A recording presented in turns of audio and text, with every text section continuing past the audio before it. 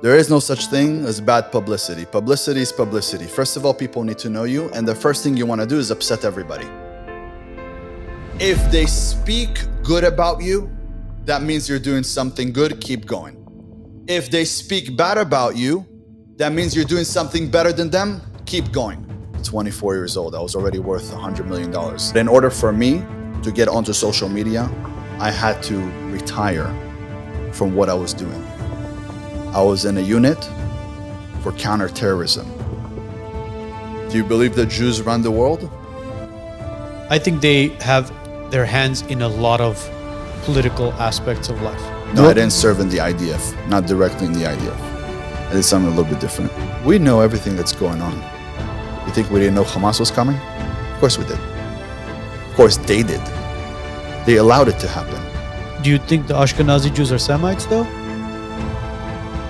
Are they real Semites? You know, let me tell you. No, one thing. are they real Semites? I don't think so. That's it. I don't think so. So then why do they claim to be I don't Semites think so, and because they look down upon you?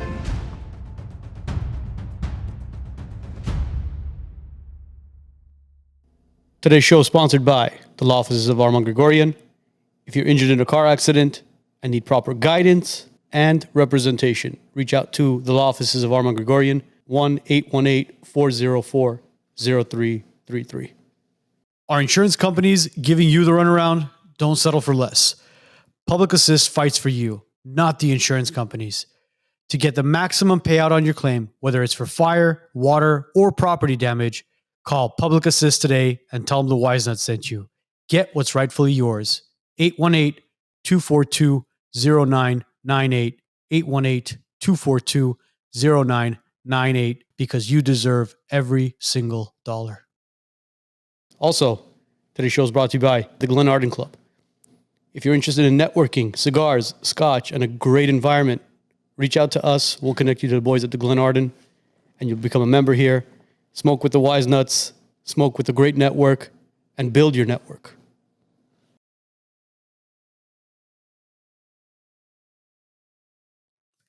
Happy Monday, everybody. TGIM, my turn. Yes, it is. That my part. It's 5 o'clock somewhere. We want to thank Ben Azoulay for taking time out of his Monday to be with us. Yeah, of course. Thanks for having me. Thank you for being here, man. Very quickly, right when the cameras were about to start, I said, is your legal name Benjamin or Ben? And you're like, my mom hates the name Benjamin. She does. Why? So my name was supposed to be Kevin. My mom came through Mexico. She wanted to have me here to make sure that I'll be a citizen of the U.S. So she didn't even come here legally. You know, she came through Mexico, through the border, came here, went to Kaiser Permanente in Woodland Hills, and they go, we're going to name him Kevin. And the lady, the doctor, she looks at her and she goes, Kevin, that's not going to sound good in Israel because you're going back to Israel, right? She's like, yeah, it's not going to sound good. She goes, okay, what would you name him? Call him Benjamin. And she goes, no, I hate the name Benjamin. And she goes, okay, then call him Ben. The doctor named me. The doctor named you. Yeah. Wow. And my mom always said, do not call him Benjamin. I don't think she understood back then that Benjamin Franklin was on the $100 bill. Maybe I would have made more money. Yeah. Hey, listen, man, it's never too late to legally change your name. Right. It's funny you say that, because there's a lot of people tend to have the longer names and then shorten it on purpose. Like, for example, the Alexanders, they call themselves Alex. Benjamins, they call themselves Ben. Right. And then obviously you have the other ones where I don't know how you get William, you go to Bill. What is it? Which one was it? Wasn't it William also? They call himself Dick? Or No. That's Robert. Is it Rob? No. No, yeah. Robert is Dick. How? I don't know. That. How is Bill William? Nowadays, a lot of people, you can't even call them anymore. They lost their name. They, them. Is that what it is? Yeah. So, you know, that is one here to here. Ben, we're trying to 8 minutes into the show before we start talking shit about the left, man. Well, we have Benjamin in Armenian too. We pronounce it Benjamin. Yeah. Benjamin it was a very common name like 40, 50, 60 years ago. But you've heard of Benjamin. Yeah, of right? course. Yeah. I mean, Farsi in Iran, they use it as well. Benjamin. So it's a common Yeah, name, but it is. Ben, For sure, not Muslims, not the Islam side of Iran. I mean, look, Iran itself is a Muslim state. Yes. So listen, there's good and bad in every culture, in every religion. Whether you're Jewish, Christian, Muslim, there's the good ones, there's the bad ones. It's unfortunate that religion has divided this world so immensely that a lot of people, instead of looking at the individual, they're quick to judge as far as what religion are you. Hmm. Because when you think about what's going on in Palestine and on the Gaza Strip, it's practically the same people who are divided by religion. Correct. They talk about anti-Semitism, the Semites, right? You put Mhm. a real Semite side by side to each other, right? The people who are born in that strip in Gaza. You have a Palestinian, you have an Israeli. Hmm. Take religion out, it's the same people. Just like in India, you put a Pakistani and an Indian side by side to each other. Can you tell them apart? No. It's unfortunate that religion has divided them. But who is responsible for that? I don't know if you guys know, but there's a ton of Palestinian people in Israel, live in Israel. And about 18 to 20,000 of them were coming in and out of Israel every single day, working in Israel Peacefully. peacefully. And all of the things that they have there, like electricity, like medicine, doctors, we bring Palestinians from Gaza into Israel. We train them to be doctors. We train them even for the military. And then we send them back there so they could help their people. We send truckloads of concrete, cement, whatever they need. We really try to help them. But then the organization that runs them is very unfortunate that they do. But if you go against Hamas, they kill you. A lot of people don't know that there's a lot of Jewish people in Gaza. There is Jewish women in Gaza. Shabbat, you know what is Shabbat? Friday night? Yes. Light up candles. But they cannot say that they're Jewish Why is that? because they would be killed there. Christians there are killed. Jews there are killed. By Slaughtered by- by Hamas. by Hamas. By Hamas, yeah. Other places, it's ISIS, right? You saw what ISIS did right now. Poor Christians. In the Quran, it says this: if you are not Muslim, you need to die. It says this because the theology behind it, what it's based on with Muhammad cut off more heads than anybody in history in 1 minute. Nobody cut off more heads in history than Muhammad in 1 minute. Based on a story. Based on stories. There's a lot of stories that the angels came to him to speak to him, and it took 12 years for him to get people to follow him. But you know how many people he killed? Based on stories. Their stories, not our stories, right? Do you believe it? Listen, No, I'm asking. Do you believe that he has a so-called he's beheaded the most people in 1 minute? Do you believe that story? I'll tell you what. I don't believe, That's but it. at the same time, I also don't believe that the angels came to him. Okay. Make sense? I it makes sense. Because it took him 12 years. And if the angels came to him, why did he then go and try to convince people? Why did he go and kill people? Oh, for sure he killed people, because also in our books it said that he killed people. Mm-hmm. He killed a ton of Jews and also a ton of Christians. In the Quran, one of the in the Quran, the name mentioned most besides Muhammad, you know what name it is, right? Jesus. Mm-hmm. Why is that? Why? You tell me. I'm asking you. Because tell me, how is it mentioned so much and still, no matter what, if you are Christian, Muslims don't believe that you should live? See, when The you ones that, but that's why it's very divided. no, when you look at religion through a very broad spectrum and you begin to dissect what each book says and what the Bible says, what the Quran says, what the Talmud says. For example, in the Talmud it says that Jesus is burning in hell. It also Mhm. says that Mary is a whore. Mhm. So how do you justify that It then? actually doesn't say that Mary is a whore. What does it say? It doesn't say anything about Mary that's bad. It says that Jesus came down Mm-hmm. and he was supposed to be a prophet Mhm. who comes and tells people that God exists. But even on the cross in Genesis something, which I've never read, but I've heard this multiple times, it says that he said, God, why have you forgotten about me? He said that on the cross. And he also said, forgive them, for they do not know what they have done. For they do not know what they do. Yes. Right, right? So if he said God, he didn't say Father. His God, our God, same God. Did he say God or did he say Father? I think he said Father, forgive He them said for they. Father. Yes, he said Father, forgive them for they. No, in that part. But when he said, why did you abandon me? I Said, don't think. God, why did you abandon me? He said, "Why did you forsake me? Yes. Why have you forsaken me?" Yeah, it's Father, why have you forsaken me?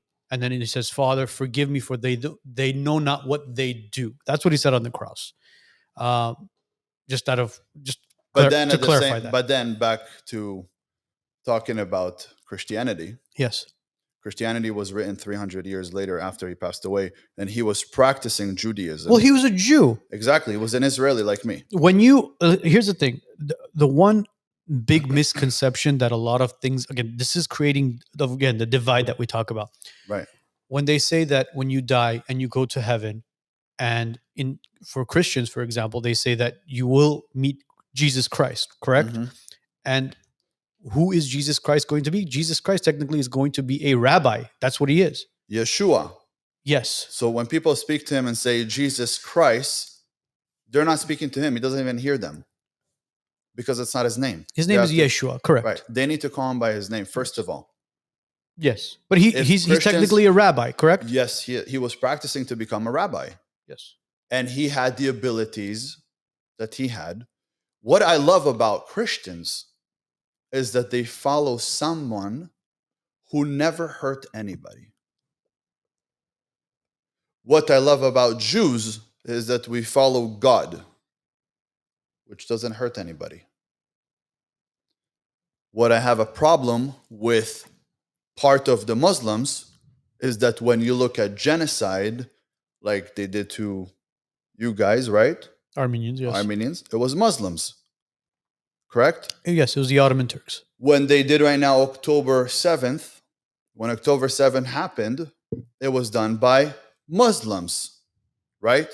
Mhm. So there's a divide, like it's like divided because when I go to Dubai, you have the nicest people in the world. It's so peaceful, right? Who do you think created Hamas? You have to understand that for many, many years, they live off of hate. They are being taught for generations and Correct. generations Absolutely. to hate the Jewish people. Do you believe that Jews run the world? I think they have their hands in a lot of political aspects of life. Are you leaving LA for Texas? Don't make the mistake of getting underinsured just to save a few bucks. Call Martin Melkonian with State Farm Insurance. He'll make sure your home, auto, and your business is fully protected. No gaps, no surprises. Martin takes his time to understand your needs to build the right policy for you. No shortcuts, just honest advice and real protection. Call him today, 281 712 2788. 281 712 2788. Martin Melkonian, State Farm Insurance. Today's show is sponsored by the law offices of Arman Grigorian. If you're injured in a car accident and need proper guidance and representation, reach out to the law offices of Arman Grigorian, 1 818 404 0333. How about this? If Jews ran the world, they wouldn't do such a bad job at it. They wouldn't do such a bad job at it. Yeah, the world would be a better place. Elaborate on that, though. The world would be a better place. If Jews ran the world. And if they are running the world, then we did a fucking bad job. Okay, so who do you think created Hamas? Again, it's generations of hate. Hamas is an organization that runs off of hate. Okay, so do you think the fact that everything going on in Gaza right now is going to create another generation of hate? Of course, So when does it stop?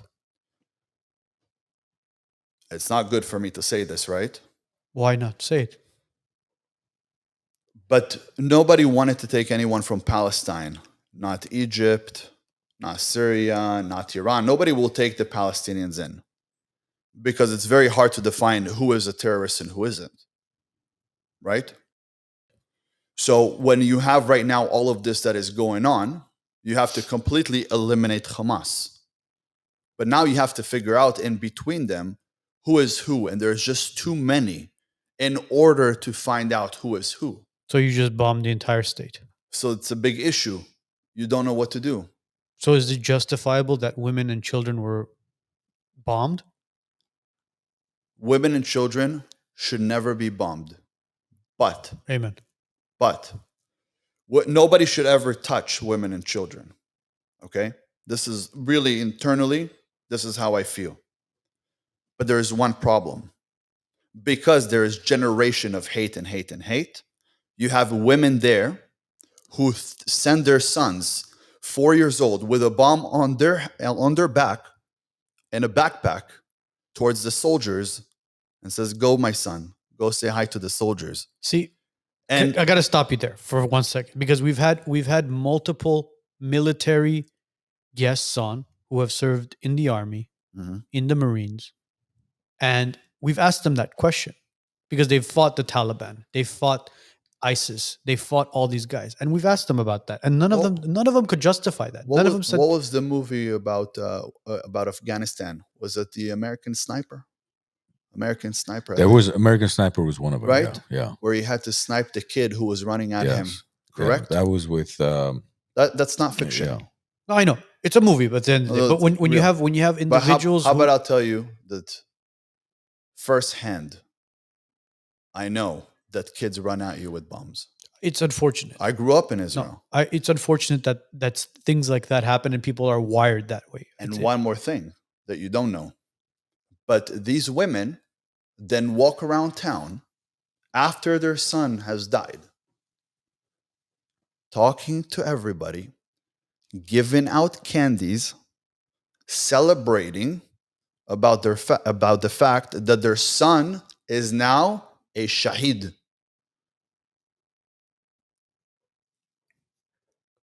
You mean martyr?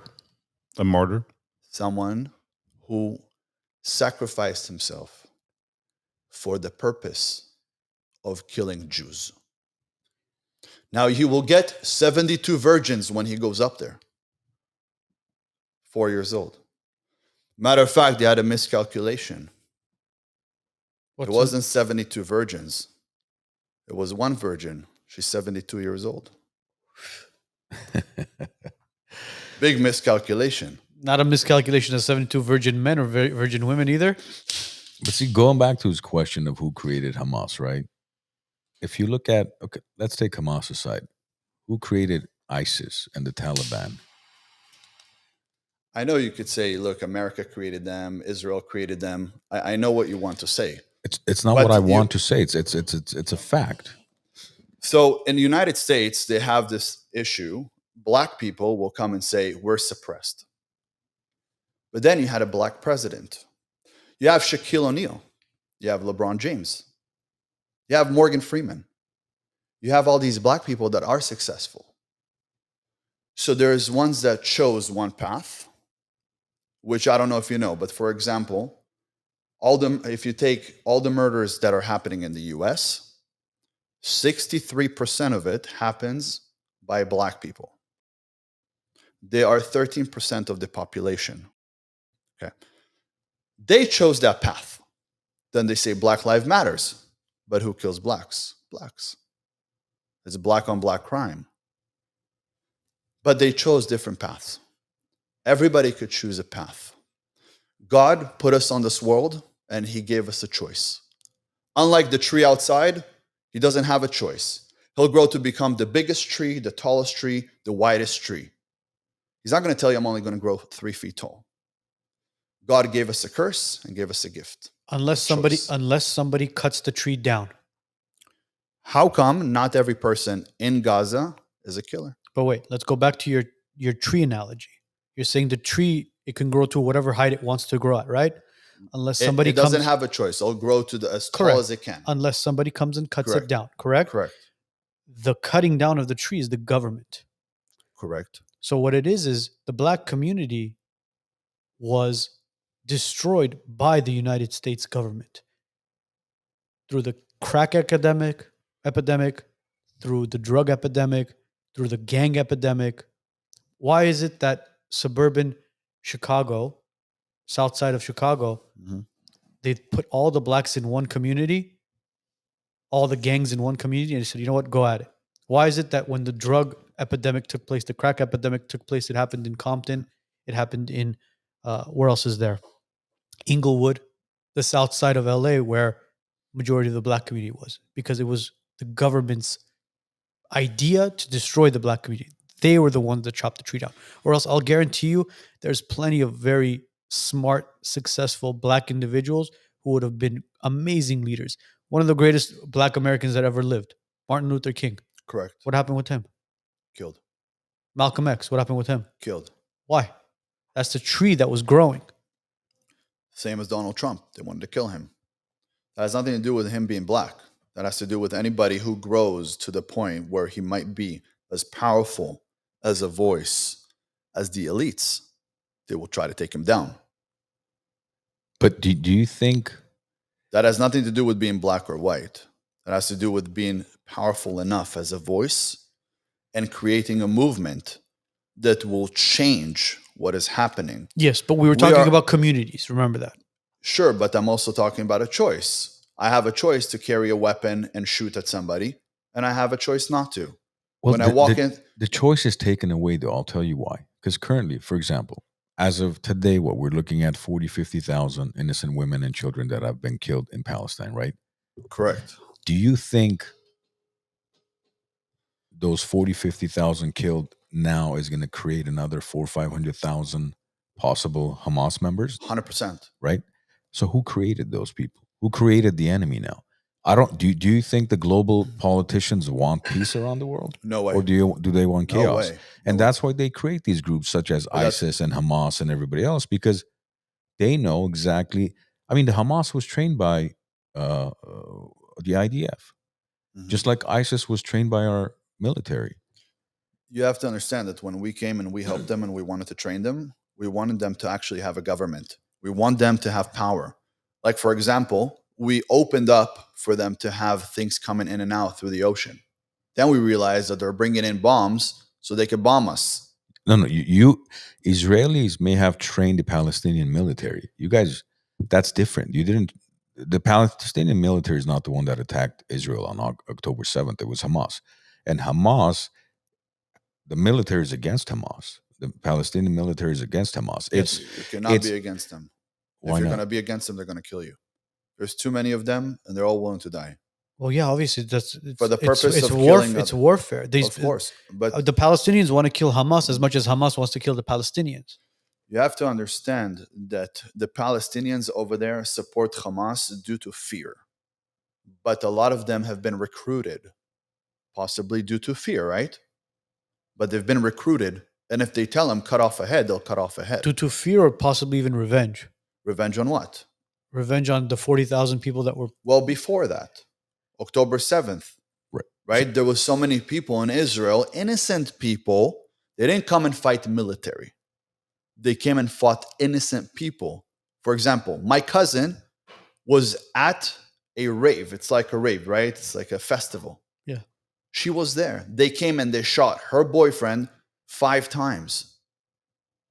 And they shot at her, and all of her friends died, and she was covering up with her friends' bodies for hours, pretending she died. One of my close friends here from LA, his name is Avi, older guy, went to the party with his daughters. They threw a grenade to save his daughters. He jumped on the grenade and he exploded.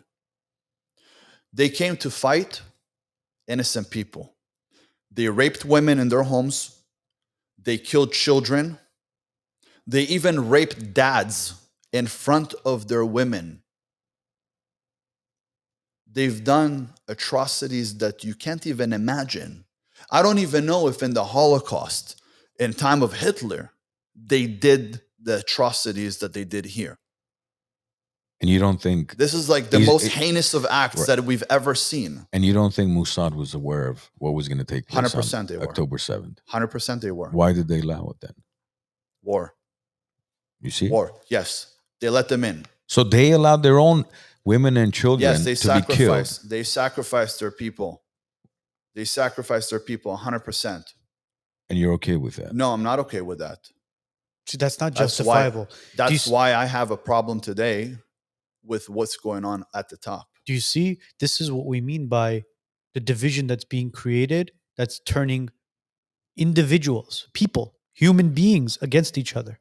Correct. It's so sad that innocent women, children, and I'm saying on both sides, Both sides. whether you're Muslim, whether you're Israeli, doesn't matter. At the end of the day, there's families, there's fathers, there's mothers, there's children that their life is ruined. That's it. They took 260 people, hostages. We said, give them back to us, then we'll figure this out. Give them back to us, or else we're coming in. They didn't want to give him back. They sent us a girl pregnant after she was raped by like 50 Hamas members.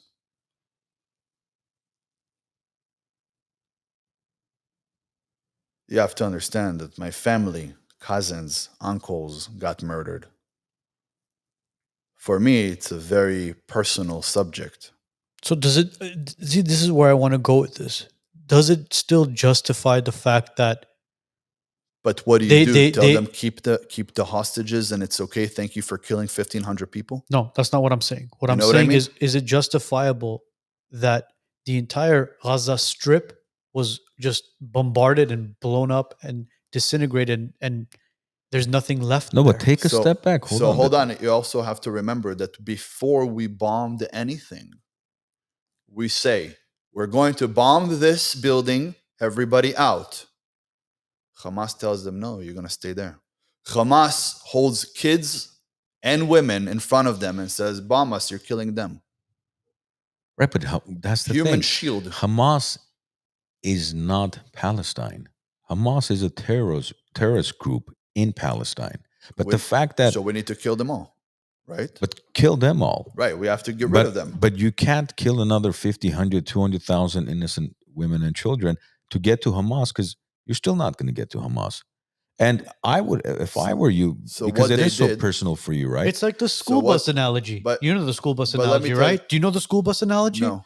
The school bus analogy is there's a terrorist who you're trying to kill, and he runs inside of a school bus. Do you bomb the school bus? No. Why not? No. Because it's a school bus. The same reason why we didn't bomb all of Gaza. You have to understand, we have a button. One button, boom, all of Gaza is gone. We are extremely ahead. Like, we're so advanced.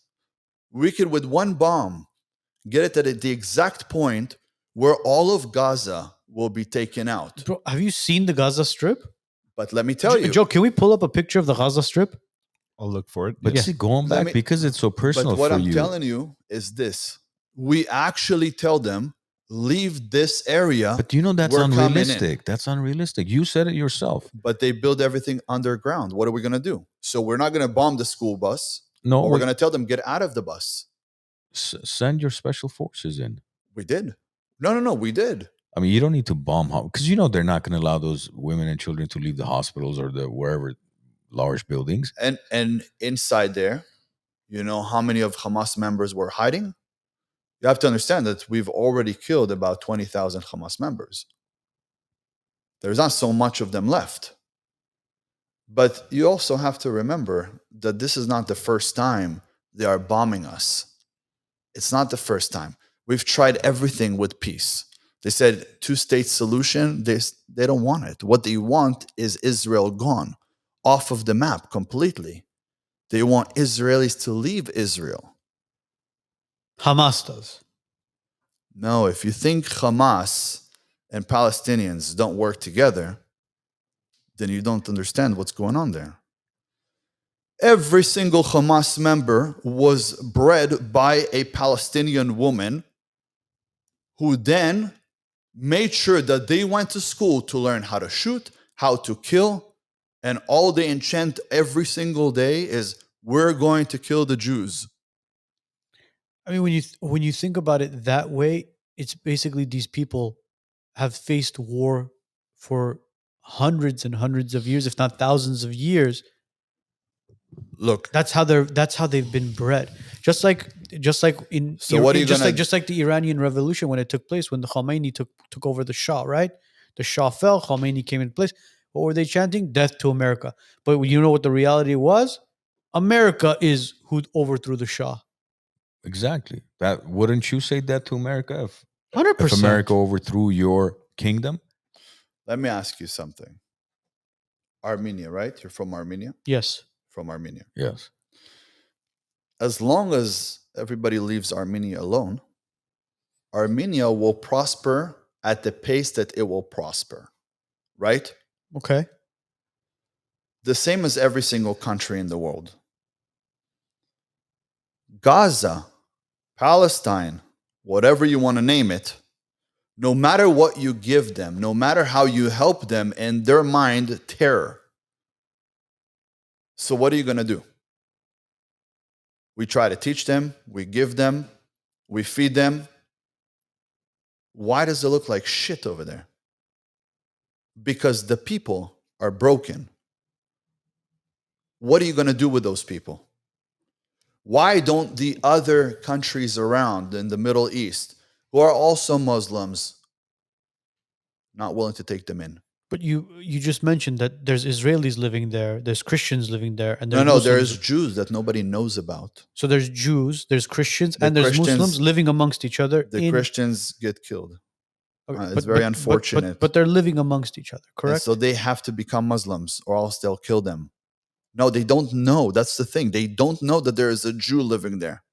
They don't know, because if you are a Jew, they'll slaughter you and your family.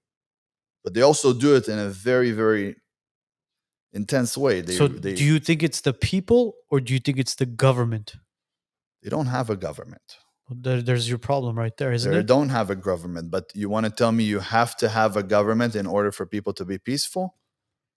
I would assume So you're that saying having they need some to be sort controlled. having some sort of infrastructure, as far as a governmental infrastructure, So they need to be controlled controlled by who? by a government, you're saying? They Um, need someone to watch over them, right? Well, that's what I'm asking. I was asking if I'm like, is there any sort of government or any sort of leader? The problem is that the leader over there wants every Jew dead. Wants Israel. What is free Palestine? Free Palestine, like free up Palestine. Palestine, Israel. We're saying Israel doesn't exist. Israel is ours. Wait, let's go back thousands of years ago when Moses brought our people out of Egypt, out of slavery. This is the only land that was given to the people. Every other land was taken, stolen, fought for. This was the only land that God said, this is the land of honey and milk and peace. The only land that we know in every Bible that was given by God was Israel to the Jews. And when was Israel founded? Forget, don't call it Israel, okay? Go back thousands of years ago when God gave that land to the Jews, the Israelites who came out of Egypt. So when was Israel founded? What year? Talking about 78 years ago. 48? Yes. 78 years ago. Yeah. Right? So it was founded because it was the first time that the Jews came back to Israel after we were thrown out of Israel many times. Listen, every country that we went to, we were killed, we were slaughtered. Even in Spain, they slaughtered us. If you look at history, every 70 to 80 years, we're being murdered, slaughtered, and thrown out of countries. 120 countries. Many, right? Yeah. Why? You tell me. No, I'm asking you. Because people hate Jews. Why they hate No, Jews? back in the days, they were thrown out of, I think it was 109 countries, because every country they went to, they were trying to establish their own type of, like a banking system type of infrastructure where they wanted to lend money to people, and it wasn't allowed in those Christian countries. You weren't allowed to lend money at an interest, and that would and No, what it's Jews that are not allowed to lend Jew- money with interest. Yeah. within Jews they're not allowed to. No, but- we're not allowed to at all. We're not allowed to. I can't lend you money with interest. I could only give you money with interest if it's for a business. I can't give How you. many banks are owned by Jews? Correct. So That's not Judaism though. Jews are not allowed to lend money at all. so you can only lend me money at zero interest. Yes, if you need it for food, if you need it for your family. If it's for a business, then it's different. Then you can charge interest. Yeah, you could charge interest. But isn't that the reason why they were kicked out of 109 countries? No, you know why we are? Because we're a tribe, we're a religion, we are a race, whatever. That actually thrives no matter where you put us. Our mind thinks business. Put us anywhere, we think business. We are extremely, extremely smart. And we know how to make something out of nothing. And when you take people like us who are outsiders and put us in any country, and all of a sudden we surpass every single person in that country, they want you dead. Then they're like, holy shit, these are the chosen people. You are the chosen people. Holy shit. How do you come to our country, don't speak the language, and all of a sudden you're ahead of everybody within just a few years? Because we are the hardest working motherfuckers in the world. And we think ahead of everybody. And you know why we also think 10 steps ahead? Why? Because everybody always wants to kill us. Since we know ourselves since the beginning of time, everybody wants to kill us. We are not safe next to anyone. So it's not because you guys go in there and change the infrastructure of the banking system and lend money out at a high interest rate. So you think? think- Look, here so- it is. Chat so- GPT says in England, 1290, Jews were expelled largely due to religious prejudice and growing debts owed to Jewish moneylenders. Spain, 1492, the Alhambra decree forced Jews to convert or leave as part of the Catholic monarchs. This one is, they want a religious unification. But let's be real. Do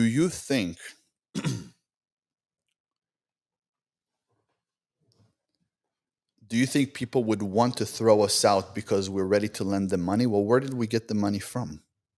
We worked very hard for that money. Take into consideration that when they toss us out, we probably left with some goats. What do you some mean, dead bodies. You lost me there. You said Left with goats. Like, we didn't leave with money. When Yeah. we went to start establishing a new life somewhere else, we came with nothing. okay. All of a sudden, we prosper again. We have money. And then let's say some of us lend it out. And now they can't pay us, although they took the loan. And now they want you dead and kicked out. Kicked out. Dead is They kill us all the time. They kill us. They kill some of us. Sometimes it's many, sometimes it's few. Like, for example, the Colosseum in Rome. Mhm. That was mainly built by slaves that were Jewish. They say the same thing about the pyramids of Giza as well, or pyramids of what is it? Yeah, Egypt. the pyramids of Giza. Yeah. Yeah. Was built by Jews.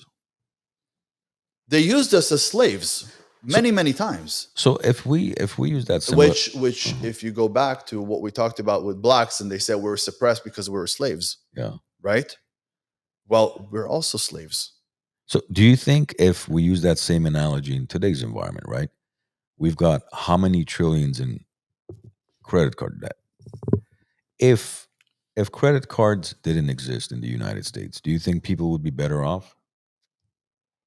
No, because when you have a system that is built, the way you create money is by debt. So if you don't have debt, you're not going to create money. You need money in order to skip poverty. How many people The have? fastest way to riches Mhm. is actually through debt and loans. If you're not in debt, you're not in business. Some people, the poor mind, thinks I'm going to get a credit card and I'm going to go spend the money on fun things, right? Another way that the poor mind thinks is I'm going to make money to pay my bills. They think money is to pay bills. And also, if they want to buy a house, they think they have to work right now 10, 15 years to have a down payment. So someone else will work 10 years to have a down payment on a house, when I'll call Amex and within 10 minutes, I have 100 grand. Okay. So in my mind, I think differently than the poor mind. The poor mind thinks I have to work 10 years to get 100K saved up. The rich mind thinks I'm going to take a loan and I'll figure out what to do with it. How easy do you think Amex will give an average person $100,000 of a credit line? No problem. The average person, right? Not. But how come I'm somebody that knew how to build his credit in order to receive those kind of funds from Amex, from Chase, from lenders, from hard money lenders? Why did I make sure to take care of my credit and my history to make sure that I could actually get money anytime I need money? How is a hard money lender going to give you a line of credit? Based on what? Okay, for example, right now I have a property which I took a hard money loan on. No. We're not talking. We're, No we're, problem. no, we're, no. But I Wait. built up to that. Exactly. We're Right? not talking about build up because listen, But this when is where, when you have money, it's very easy to make more money. correct. Money makes money. That's how it works. But what we're talking about right now, because you're a business coach as well, right? Yes. We're talking about somebody who has an average credit score. Right. They call Amex. I'll guarantee you, especially in today's Correct. economy, They're not going to get any money. they're not going to get shit. Right. But you could get a secure credit card, put there $2,000. You could do that with Chase. Put $2,000 with a secure credit card. Okay. You put that money there. You then spend that money Okay. and pay it. Within 90 days, you could call them and say, hey, I'd like to get more money. Correct. Can you bring up my limit to 5,000? That's what I did as a 17-year-old man who was kicked out of my dad's house and had no money, and I was homeless. How did you get a credit card at 17? I got a credit card at 17. You could get a credit card. It's not an issue. At the age of 17. At the age of 17, Okay. 17 and a half, I went and got a credit card. Okay. It was a secure credit card. That's why. Because it's like a secure debit card. You could get it, give them a few $100s. At the time, I did $900. Collateral, right? Yes. And That's then you different. build it up Yeah, that's within time. But I did it and I built my credit. People don't think about building their credit. They think about, oh, I have some money. Let me go spend it at the bar. Let me go spend it at the casino. They think differently. That's a different mindset. But Right. in order to, listen, in order to get a very large sum of money, you need to have some sort of collateral. Just like when you're purchasing a home, correct? What's the Mhm. collateral when you put the down payment, right? Okay, I put 20% down. As a first-time buyer, you could put 3.5% down. There's no such thing as first-time buyer anymore. Those days are long gone. Those are FHA loans. Mhm. FHA loans where it's practically better for you to actually put 10% down than go FHA because the fees are so high and your Correct. interest is so high. And Correct. besides that, you have mortgage insurance as well on top of that.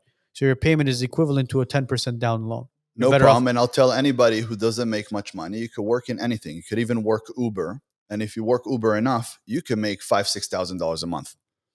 Sleep at a house with friends, roommates. You don't need to have your own place. Pay $500, $600 for a room somewhere. Take showers even if you need at the YMCA like Elon Musk did, or at 24-hour fitness like I did, because I was homeless at the time, sleeping at the Hazeltine Park in Van Nuys. Mhm. And then save up that whole year. Don't go out with friends. Don't do the shit that you shouldn't do. Don't spend money on bullshit. I don't care if you're going to eat tuna cans for a year. Now you have money, put a down payment on an apartment. On an apartment. On an apartment. You could purchase What's an apartment. what's the average? And I'm not talking about living in LA. You don't have to live in LA. Go live somewhere else. You could buy a property in Ohio for $100K. What's the cost of living in Ohio? Much cheaper. And what's Still, Uber's is the same. Is Uber it really? 100%. I went to Ohio to go see my son. Uh-huh. Well, this time it wasn't to see him. It was to go to court. And a 5-minute drive cost me $40 Where in Columbus, Ohio? Ohio. Columbus, Ohio is a pretty No problem. You could live 15 minutes out. Go live in Johnstown, and you could live there 15 minutes out from Columbus, and you could rent an apartment, which is a studio, for $600. And you could drive there 15 minutes and be an Uber driver in the city. And you could do night shifts where you get paid double. How long do you think something like that would take for you to be able to establish yourself and become very wealthy? I started from nothing. Well, tell us your story. Since Yeah. you've brought it up, tell us your story of what happened at the age of 17 and why you were kicked out of the house and how you became who you are today. When I was 17 years old, my father told me, you have to go. My father called the police on me like 4 times, kicked me out of the house since I was 13 years old. I was a rebel. My dad was a very tough man. My dad was a physical man. My dad would speak however he wanted. At some point in time, I said, you know what? You kicked me out for the last time. I'm leaving. When I left, I decided I'm going to go and figure my life out. I started working as a carpet cleaner. That was the first job that I had, carpet cleaning. Mhm.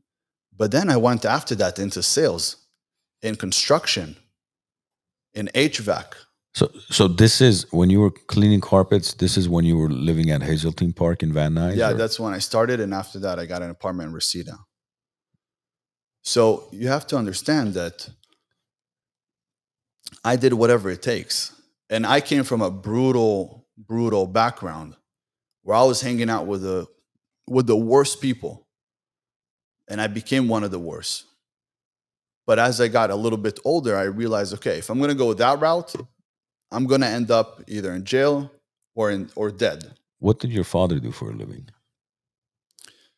So my father is a very, very interesting person. Very smart, very intelligent. When he was younger, he was a professional drummer, was very well known, famous in Israel. But he was so clever that he started inventing things like different things. He wanted to make his own shampoo. He wanted to make his own jail. Then he started making his own whiskey. Then he opened up like big warehouses where he would take me. I would cap the whiskey. He had it in Holland. We moved to Holland at the time from Israel to Amsterdam. Because over there, if they catch you making whiskey, that is fake whiskey. Yeah. Blue label, black label. So he would take whiskey, make the exact same whiskey, put it into these bottles. We would be there at night. We would cap them. And that's pretty much what my dad did. And he would take them and he would go sell them. But all the gangsters in Israel knew my dad. Later on, within time, he became even more advanced, started inventing other stuff.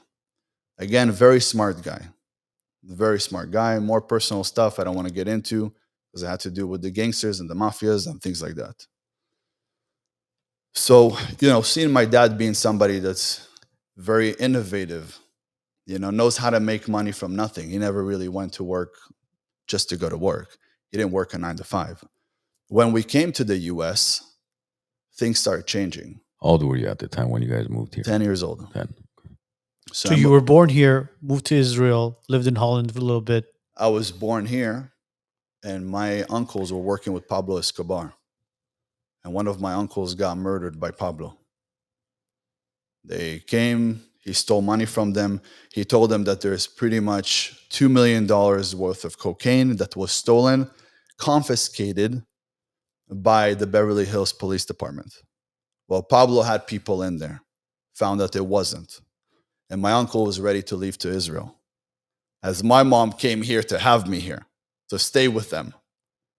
And they came outside the house when he arrived home because they found out that it was bullshit. Pablo sent his guys, and they pretty much sprayed my uncle like 2,000 bullets. Wow. There wasn't a body left. It was all pieces of meat everywhere. So my family background, majority of them are gangsters. And then when did you leave back to Israel? How old were you? We left right away. So you were born here and you left right away? We left right away. My mother didn't even know that this was happening, This was new to her. So we left. We This came was back. uncle, your mom's brother or your dad's brother? He is my mom's cousin. Mom's cousin. Okay. So we came back when I was 3.5 to have my brother here. We tried staying here for some months, didn't work out. We went back to Israel, came back again when I was 10. When I was 10, my dad was like, what do I do here? My uncle moved here as well, and he's the reason we moved here. He was one of the biggest gangsters in town. Eventually, the FBI took him in, gave him 9 years. They gave him 12 years, dropped it down to 9 years. Big troublemaker. Big troublemaker. They tried to say that he was a drug dealer. He wasn't, but he was a very dangerous guy. He wasn't playing around. And everybody knew him. Armenians, Israelis, Mexicans, the mafias, everybody knew him. But eventually he was arrested, and my dad had to figure out the way to work. You know, he didn't tell my dad when we came down here that he was doing what he was doing. You know what I mean? Yeah. He was like, we're making a lot of money here. Come to the US. It's going to be great. So was he selling drugs? Is that what he was doing? No. He was fucking all the credit cards. Oh. Yeah. Taking millions. He was the Visa MasterCard of the day. Yes. Yeah, he was doing the shit that gets you locked up for quite some time, basically. Yeah. Is that He was driving a brand new Bentley when he arrived here, but he had the visa, a student visa. And then he opened up a hummus bar. And the FBI came and said, how you drive with a visa? Everybody You have a likes hummus. Yeah, everybody loves the hummus so much, or what's going on? You have a student visa, you're driving a brand new Bentley. You say, have you had the hummus here? Yeah, no, you I should haven't try had the it. hummus. That's why. Are you leaving LA for Texas? Don't make the mistake of getting underinsured just to save a few bucks. Call Martin Melkonian with State Farm Insurance. He'll make sure your home, auto, and your business is fully protected. No gaps, no surprises. Martin takes his time to understand your needs to build the right policy for you. No shortcuts, just honest advice and real protection. Call him today, 281-712-2788, 281-712-2788. Martin Melkonian, State Farm Insurance. There was a house that he bought in Sherman Oaks, south of the boulevard. Mhm. It was an NFL player that wanted to buy it. My uncle said, whatever he puts, I'm going to put another $1 million on top. Was it because he had zero interest on the loan? It's more affordable, isn't it? Landed by the Rothschilds. 0%. He was a menace to society. You know, he was beating up that guy, kidnapping this guy, tying that guy up. He was out of control. He was acting the same way he was acting in Israel. What happened with yours and dad's relationship? So my dad was like, I'm going to become a contractor. Uh-huh. And I started to work with my dad. But my dad was always very abusive to me. Very abusive. Even in Israel. Even in Israel, yeah. But here he became even more because he was not happy. He was not happy, but my mom said, we're not going back. Also, there was war there and all that. But why was he abusive towards you? Were you being rebellious even as a child, or? No, as a child, since I was born. So I have an older sister. And my older sister, nobody really paid much attention to. But when I was born, I was like my mom's favorite. And she no longer paid attention to my dad. All the attention went on me. So as a little child, my dad would say, I wish I sprayed you on the wall. It would have been easier. Like, I wish I nutted you on the wall. Jeez. Wow. Not in the sheets, huh? No, he's on the wall. So, you know what I mean? So you hear that shit as a child. Oh my God. It's like, it gets very intense, Yeah. I mean, I'm shocked that your father actually said that, but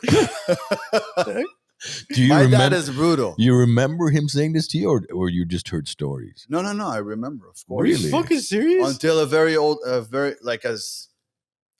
first of all, until today, he talks shit to me. I don't speak to my dad. But if we do, he says that I'm a fucking idiot. He says, you're a fucking loser. You always was a loser. You're always going to stay a loser. And it became an issue because even though he kicked me out of the house and I used to be a troublemaker, and eventually I got to where I got to today, Mhm. he hated me for the fact that I passed him. He hated me for that. But even more. when did the relationship of you and him fall apart? So you could take it for, as long as you're a kid, what are you going to do? You're going to leave the house. So it kind of, there was never a relationship. I was like the punching bag. My dad didn't know anything about karate, but I was 100% a punching bag. And what was your mom's reaction to the relationship? They were always fighting because of it. So eventually they separated, which was 8 years ago, obviously when I was already older. But his relationship with me was no relationship. I mean, I remember waking up in the morning and my dad screams at me or throws a bucket of water on me and says, "Hey, see this? You're zero. You're nothing. You're never going to become anything. You're a fucking loser." What were you doing with your life at the time? So when I was 15, I dropped out of high school. I used to go to Grant High School. I dropped out. I was fighting all the time. I was a black belt by the time I was like 10 years old. I was fighting all the time. But because my biggest challenge was to fight my dad all the time, right? I wanted to be able to protect myself from my dad. He was my biggest battle. When I was 13, that was the first time I fought back. He came to hit me over the head with a stick, and I grabbed it, and I broke it, and I threw him on the coffee table. And then he called the police, and he said, "My son went crazy." So they took me out, they arrested me, and then they said, "Listen, we could take him into Van Nuys, but you're going to have to pick him up. He's underage." And then when I was 15, and then I try to keep my head down most of the time. I'd stay either in my room or leave, hang out with my friends. But my life was different.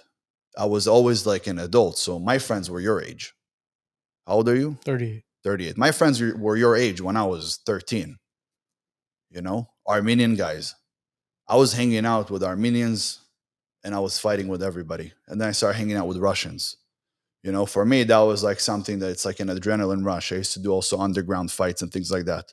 So for me, that's what I love to do, was hang out with people that, when you have boys, when you have people that you feel like you could count on, it feels different. So what was going on, from my understanding, was your father left Israel for a better life here.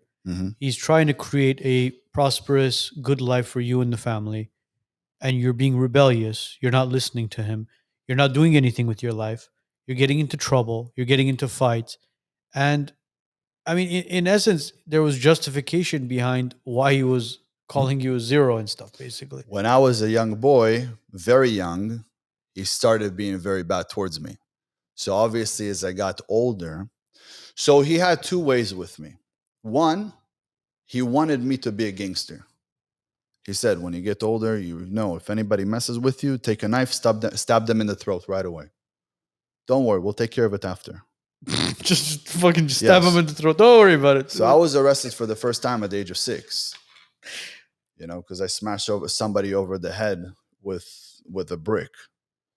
So that was the first time I was interrogated and arrested at the age in of Israel. 6. At the age of 6. But also at the age of 6, I started working out. The way you see me now, I've always looked like this, just a smaller version. Yeah. I've always looked like this. So you were benching plates at the age of 6. I was doing push-ups. I was doing sit-ups, pull-ups. I was looking up to people like, Jean-Claude Van Damme, Bruce Lee. After that, there was nobody, but there was these two, and that's it. Hollywood needs somebody new. It's going to be me. Chuck Norris, man. What are you talking about? You've heard those Chuck Norris jokes, right? Anyways, go on. Chuck Norris. Yeah, he doesn't look the part.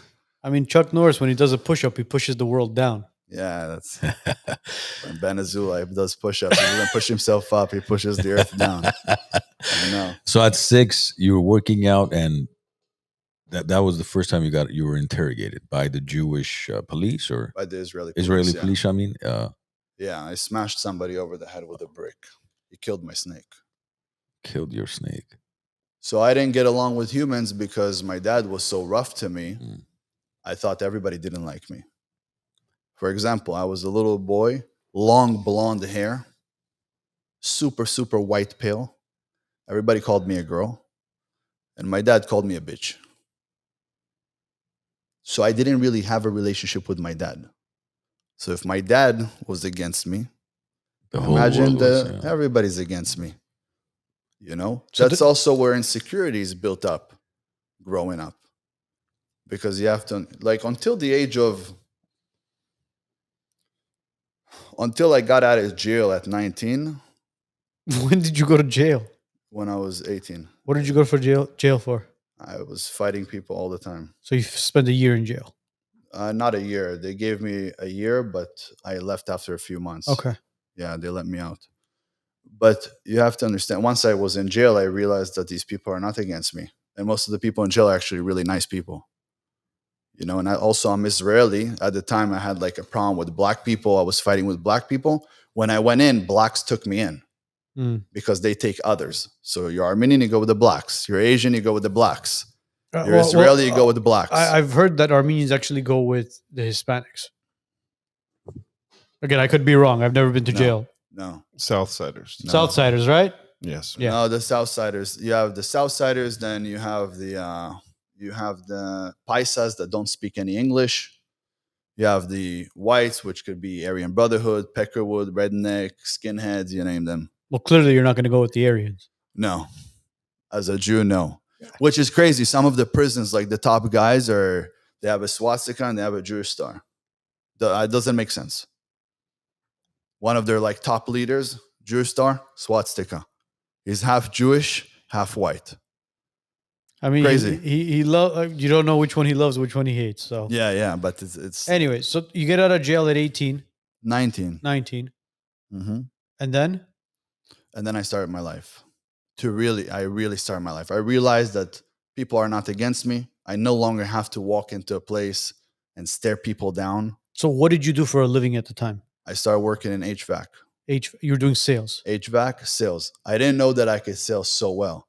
But because I was in jail, and in jail, I literally got all the blacks, some of them that said that they became Muslims, Mhm. I got them to do Shabbat dinners with me and to pray and to put on yarmulkes.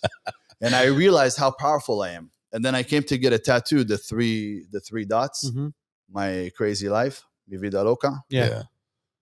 And then one of the guys in there, William, came up to me. He's like, "You're not getting that shit." And I said, "Why not? I'm a gangster." He says, "No, you're one of the smartest individuals I've ever met. You're going to leave out of here, and I'm never going to see your face in here. Yeah. And if I do, I'm going to beat your ass." Off-topic question: is it true that if, as an Israeli, as a Jew, if you get tattoos, you can't be buried in a? Correct. So, all right. Just Correct. They'll have to iron. They use an iron either to get it off or they And then they'll remove bury part you. of it. Yeah. Yeah, I fucked up. But because of my dad, I thought that if I would get tattoos, then people would be afraid of me. I thought if I have muscles, then people would be afraid of me. I thought if I knew how to fight, then people would be afraid of me. So speaking You know what I mean? speaking of afraid of you, and because there's a clip of you when you talk about that. Do we have that clip? People look at me as soon as I walk in and they're like, "Who is this guy?" I look like I'm going to hurt somebody. I don't look like I walk into a place and I'm just coming to have a good time. I'm coming to eat lunch. When I walk in, it's like I'm literally going to hurt somebody. So you see that clip right there? Yeah. That was done by an affiliate who liked the clip, but it was something that I said on a podcast. So we were sitting at a podcast, and sometimes I could get very intense. Obviously, so I could get a little intense. So when I was sitting across and speaking to one of the guys, another guy on the podcast said, "You know, I feel scared sitting here next to you." He said that to you. Yeah. He's a big guy, bigger than me. Yeah. Bald guy, tattoos. He's like, "But I feel the energy." He's like, "I'm scared. Are usually people scared next to you?"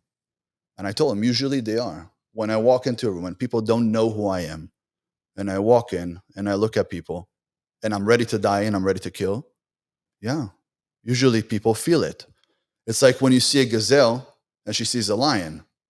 She understands it's a lion. How does she understand the lion could eat her? Is that the vibe you like to give off to people, though? When I was younger, yes. Why? Take it back. Because of my father. My father used to look at me every time I'd step into the house and stare me down. He'd stare at me like this. And he'd stare as I'm walking to the room. And I'm looking away, and he'd look at me.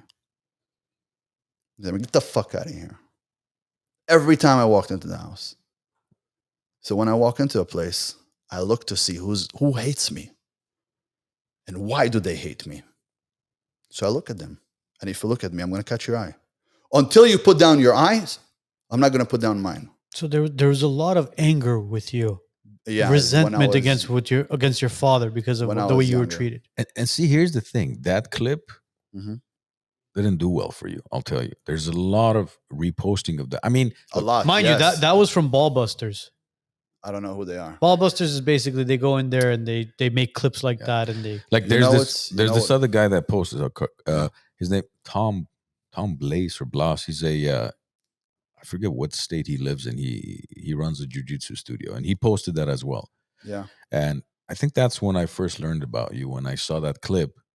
And then he didn't post it in a positive manner. It was more so like, why the fuck is this guy even talking like this? So that clip, I don't think, well, look, negative publicity is still publicity, right? But that clip, I don't think speaks of who you are. Of course because your story makes sense. If your father was looking at you that way and telling you, the fuck out of here. I have two boys, 5 and 6.5-year-old. If I look at them that way, how do you think they're going to turn out? If every day they walk into the house from school and I look at them like, I'm going to fuck you up. So imagine when they're 6 now and you come up to them and you smack them and you throw them against the wall. Exactly. But when I see that clip, you know what I mean? I don't know that about you. I just look at a guy who's insecure. So let me teach you something about social media.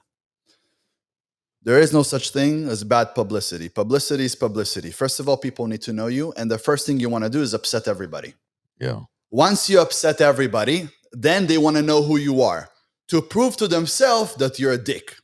Then they go into your long form content. And then they hear you speak and say, now I understand. Oh, I like this guy. And then they follow you. And then they follow what you do and your journey and all of that. And that's why you're here, by the way. You're here because of that clip. Thank you. Thank you. Thank you. I'm serious. So, well, there's a couple more clips that we want to actually go over. We're going to be dissecting a bunch of clips of yours. But wait, one more thing. Hold on. If they speak good about you, that means you're doing something good. Keep going. If they speak bad about you, that means you're doing something better than them. Keep going. Yeah.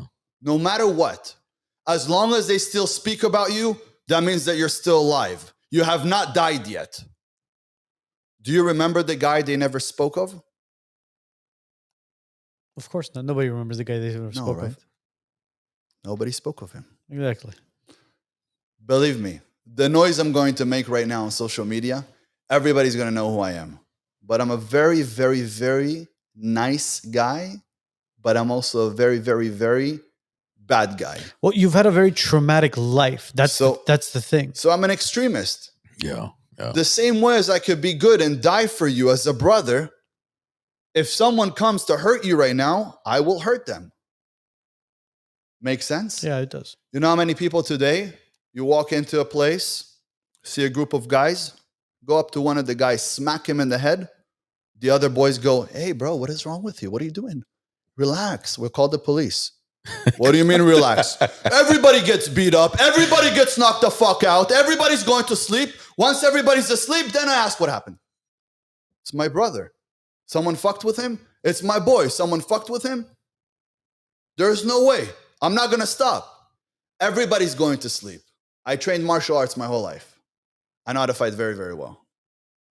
I've taken on not one, not two guys. I fought 30 guys at the same time, and they couldn't take me out. You fought 30 guys? 30 guys at the same time. They got to the point that they said, okay, fuck you, you motherfucker. We're done with you. You don't want to stop. I have this switch. You better kill me. It's almost like I took PCP. You know what's PCP? Yeah. And I don't stop. It's like something else. But what goes on here is my father that makes me not want to stop. You know what I mean? It's my dad that I have here telling me you're nothing, you're a piece of shit. You're a fucking bitch. So when I wake up at 3 a.m.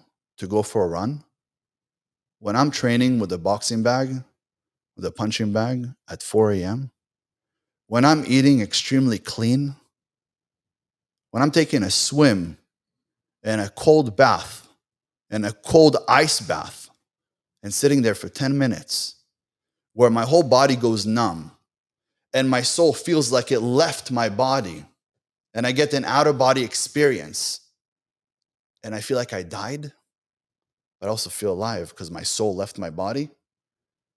People don't know why I'm doing it. But all I have here is my father says, I was never going to be anything. So when I fight, no matter what fight it is, you'd have to kill me to make me stop. But do you prefer to have a buddy like me? Or do you prefer to have a buddy that you get knocked out on the floor and the other guy comes to stomp you and the guy goes, no, please, what just happened here? Please relax. I want the My guy buddy that's going to didn't call do the anything. social worker. You know?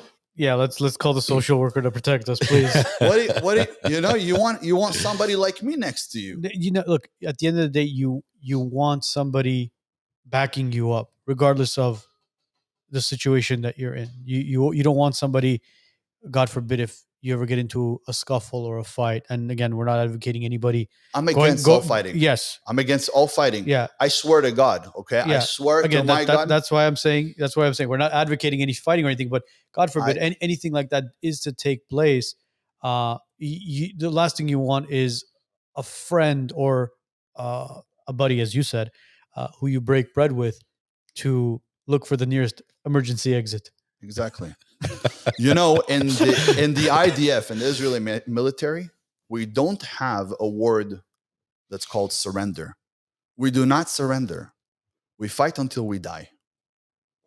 If we get captured, we get captured. Did you serve in the IDF? I did something a little bit different. No, I didn't serve in the IDF, not directly in the IDF. I did something a little bit different. But we don't have the word fall back or surrender. We don't. Most people would argue the word pity. Pity? Yeah, like no pity. We don't have any pity? Is that what you mean? Well, I don't know about everyone, but from most people would argue that right now. Yeah? Well, it's okay. A lot of people want to argue a lot of things. But I'm talking about in the military. Yeah. I'm not talking about women and children that they captured, and took them over to Gaza on October 7th. I'm talking about military. Mm-hmm. We don't surrender. We fight until we die. And a lot of us die. But we don't ever start a fight. We don't start the fight, but we sure do finish it. And you know why? Because if you don't finish it, they come to kill us again. So you have to finish it. So you're saying Israel never starts to fight? You'll never see us bombing a place first. Whatever goes behind the scene that you want to say that happens behind the scene, and the government and the elites and all of that, that's something else. But we're talking about the people. Obviously, it's always, listen, we're talking it's about always, the people. It's always the government. It's never the people.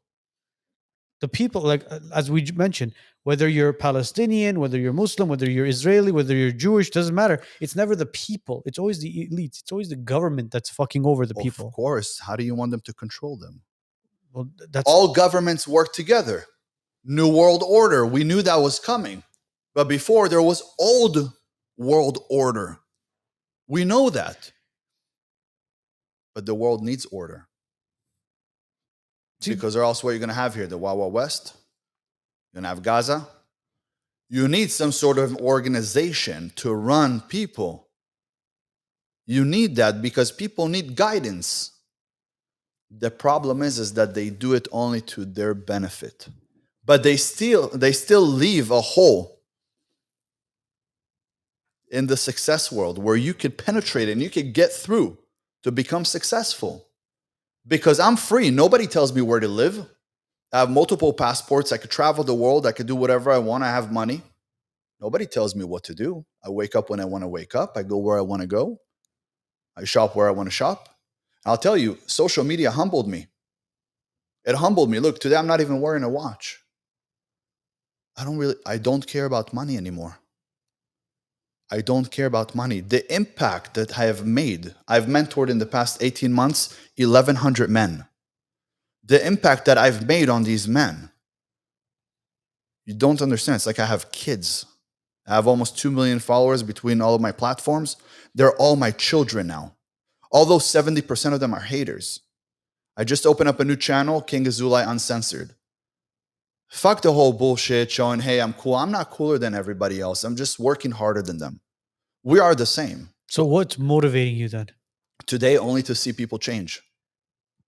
I got to tell you though, it's so difficult to be a content creator. But how were you humbled though? Because you mentioned you wake up at 3, you run, you train on the boxing bag at 4, you swim, whatever your routine is.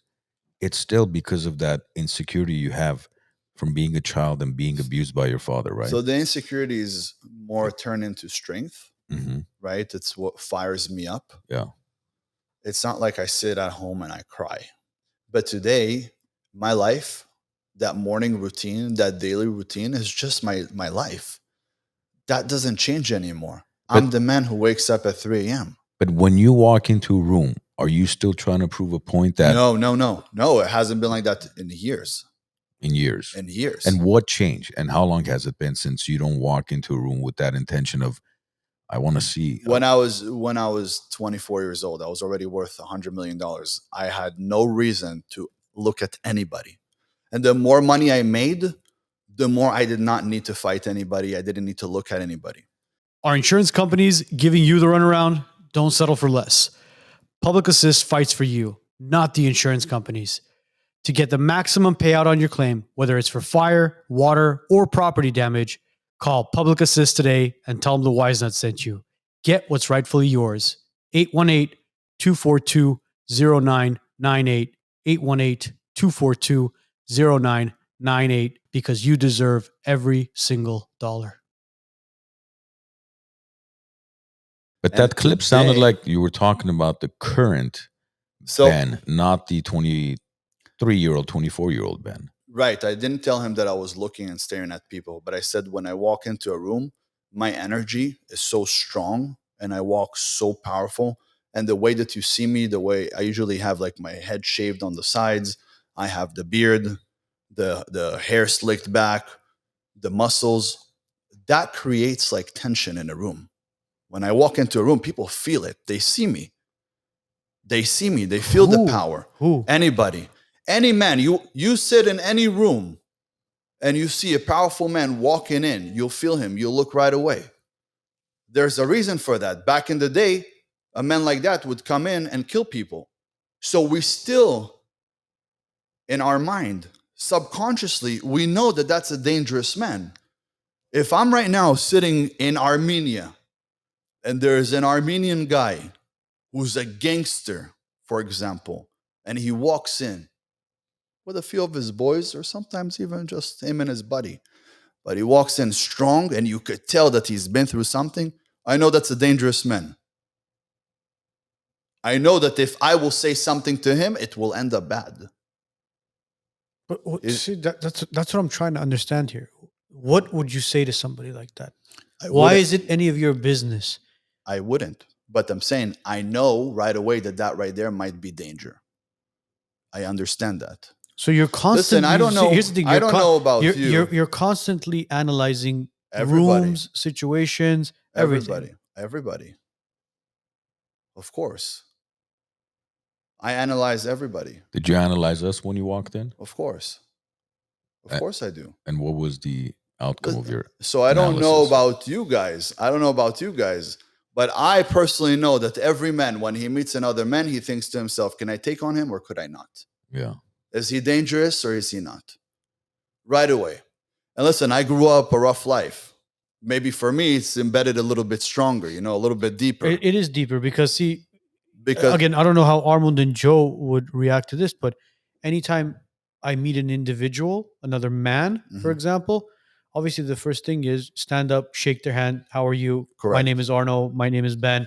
And you want to have a conversation to gauge the individual where they are here. Correct. In their head. Right.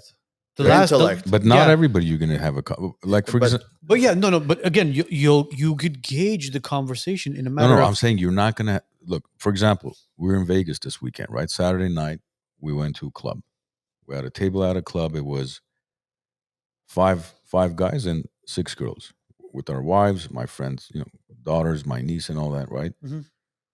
You're in a club. There's maybe 2,000 people there. Even though you have a table, you have your was that the rope and The all barrier, that. yeah.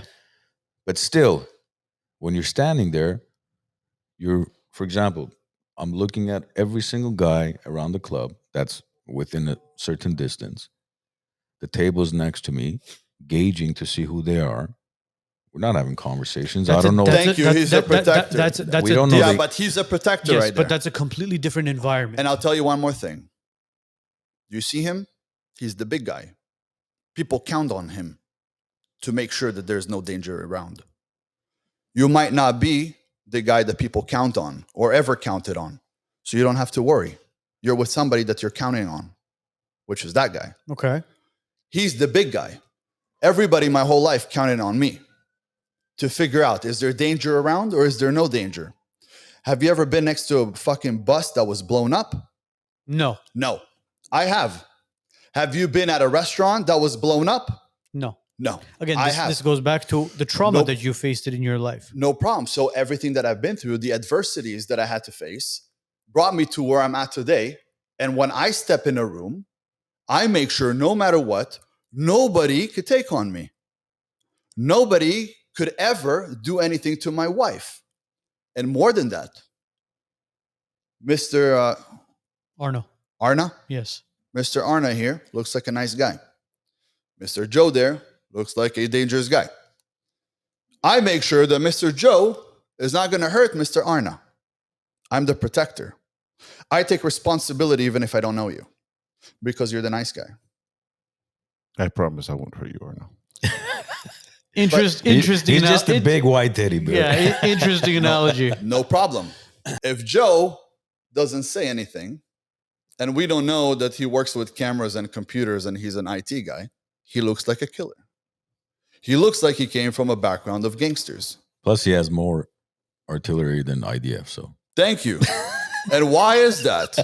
Who do you need to protect, Mr. Joe? My family, myself. I have the right to bear arms. The Second Amendment allows me to do it, and I love guns. Thank you. I love blowing shit up. Yeah, you should. Thank you. Anybody who breaks into Joe's house, basically, I'll tell you this much. make sure you Okay. have life insurance. Yeah, make sure your family has life insurance. But don't you love it that you could count on Joe? Absolutely. Okay. Are you carrying a gun right now? I don't know. Am I? Are you? I don't know. Am I? But Joe, are you? I plead the fifth. No. We have to Okay. plead. We have to plead the fifth there. Sorry. It's okay. But I got to tell you. Why? Because you have to protect. Why? Because Joe has to protect. Because we are protectors. But why? Everybody's nice. Christians believe that they should face evil with love. That's what Christianity is about, by the way. Face it with love. Peace and love. Turn the other cheek, Yes. right? Yes. Well, what do you do when someone comes to kill your family? Do you tell them, please don't? No. You show them. Bigger You one. let them crucify you? What? No. You show them one of your favorite toys. That's what you do. Mm-hmm. In Hebrew, we say, Hakem leorgecha, hashkem leorgo. That means if he rise to kill you, you rise to kill him, and you're good. You're good. You could kill a man who's coming to kill you. There is nothing wrong with that. We're not allowed to kill. But if he rises to kill you, you could rise to kill him. Now, if I know that I'm a Jewish man, and a lot of places around the world, there are people, and it's always Muslims. It's never anybody else. I've never faced a Christian that said, I want you dead. Never, ever, because we're brothers and sisters. Christians are Jews. Every Bible that you have was written by a Jew. And you guys are also supposed to actually read the Old Testament, which if you put all those books together, I think it's like 68 books, all written by Jews. You guys are Jewish. My brothers, we're Jewish. Okay. So I never have to worry from a Christian. 301 AD, we adopted Christianity as the Armenians. So just clarifying that as Okay. well. So we are all brothers and sisters. But when I go around the world and I know there is a Muslim right there that might want to kill me, which I have no problem with Muslims because I go to Dubai and I love the people. Do you have any Muslim friends? Yes. I See- also have Muslim mentees that I mentor. You see, so it's not, again, this But that's goes why I back to say- what our original conversation, how it And- opened up. It's not about the and- religion, it's about the people. Yeah, but if you take Muhammad, who clearly married a woman when she was 6, not a woman, and who murdered a Jewish family and married the wife the same day and murdered thousands of people, the foundation is evil. The foundation. If you take today the best fighters, who are they? The strongest ones. As far as what? UFC, They're Muslims. UFC fight? Oh, you mean They're Muslim. Are you talking about the Dagestanis? Yeah, they're Muslim. Look at Tate, became a Muslim. Look at what's his name? Mike Tyson became a Muslim. Why? Because Christianity and Judaism was built on faith of love and peace. While on the other hand, Islam, the foundation, was built on hate and evil. It's the foundation of it. So when you tell me I'm a good Muslim, I say, well, no, you're a good guy. But if you want to be a real Muslim, which also Tate said, he said, the real Muslims are ISIS because they're the ones chopping off heads, burning people alive who are not Muslim, and also go fucking lunatic. And you could pull up that. These are the real Muslims because ISIS do exactly what the book says: kill everyone who's not a Muslim and chop people's heads off and set them on fire and be fucking raging lunatics. When you look at religion on a, like I said, on a broad spectrum, there's a lot of crazy shit that Christians do. There's a lot of crazy shit that Muslims do. Okay, but who are the suicide bombers? I understand. Who chop off heads? You never see a Christian chopping off a head. Listen, I know, but yeah, but then when you look at some of the stuff that, for example, again, this is not just stereotype or anything, but you look at the rabbi that basically gave, how many kids did he give herpes to doing that ceremonial circumcision? A lot. It's called Metzacha, I believe. Metzacha. Yeah. So how do you Brit Milah? So okay, Brit Milah where you get circumcised. Oh yes, that's just and then you have the Metzacha, right? Or what is it called? Mitzacha. I don't think where they I'm have saying to that blow correctly. air on it, right? Blow air on it, and the kids got herpes blowing air on it. Unfortunately, it happened. Unfortunately, which I don't know anything about this, by the way, and you could educate me on that one later. Yeah, there was a rabbi who gave like 20-something kids herpes. But this is pretty much a tradition that we have, is to chop off the extra meat. Yes, so the Muslims. Christians don't. No. why? Why is it considered extra meat? I don't understand.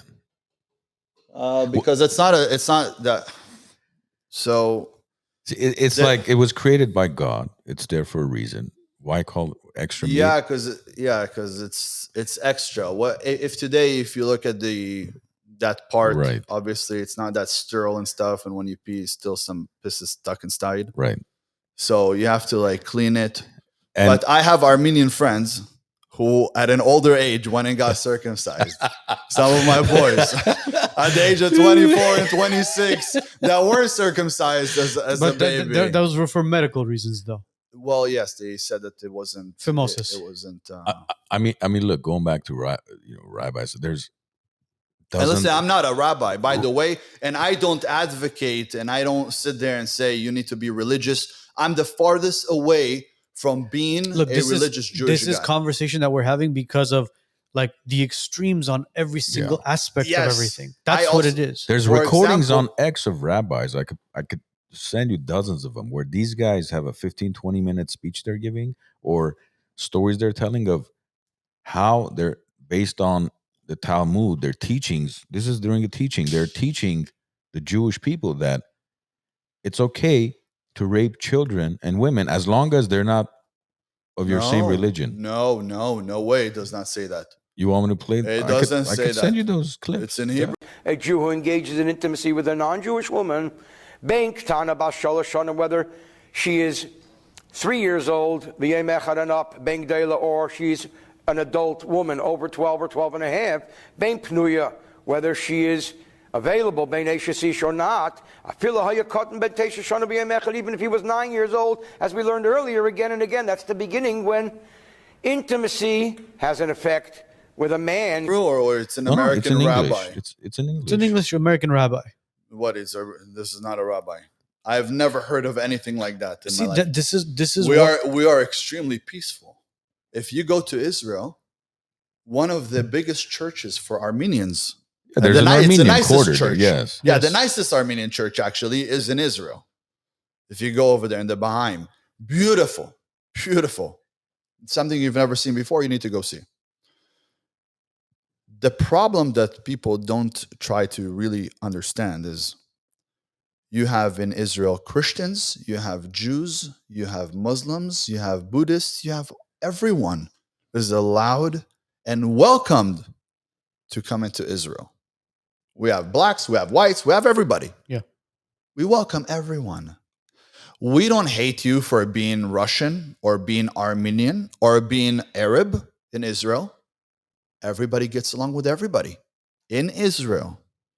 But once a week, there is a terrorist bombing because of somebody that was influenced by people like Hamas or Palestinians, things like that. And all of a sudden, there is a suicide bombing. See, Ben, you got to in Israel. Look, you have to, but you can't stereotype just saying by Palestinians. Palestinian.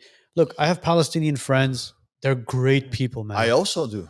So then, I have Palestinian friends. so What do you then- mean? I so grew then- up with Palestinians. So then, why say by Hamas Palestinians? Because when because when you the say Hamas members, they're all Palestinian, not all of them. A lot of them today So were then why not- recruited also from Europe. so then why not say Hamas only? Why throw in the Because Palestine in there? the majority are Palestinian.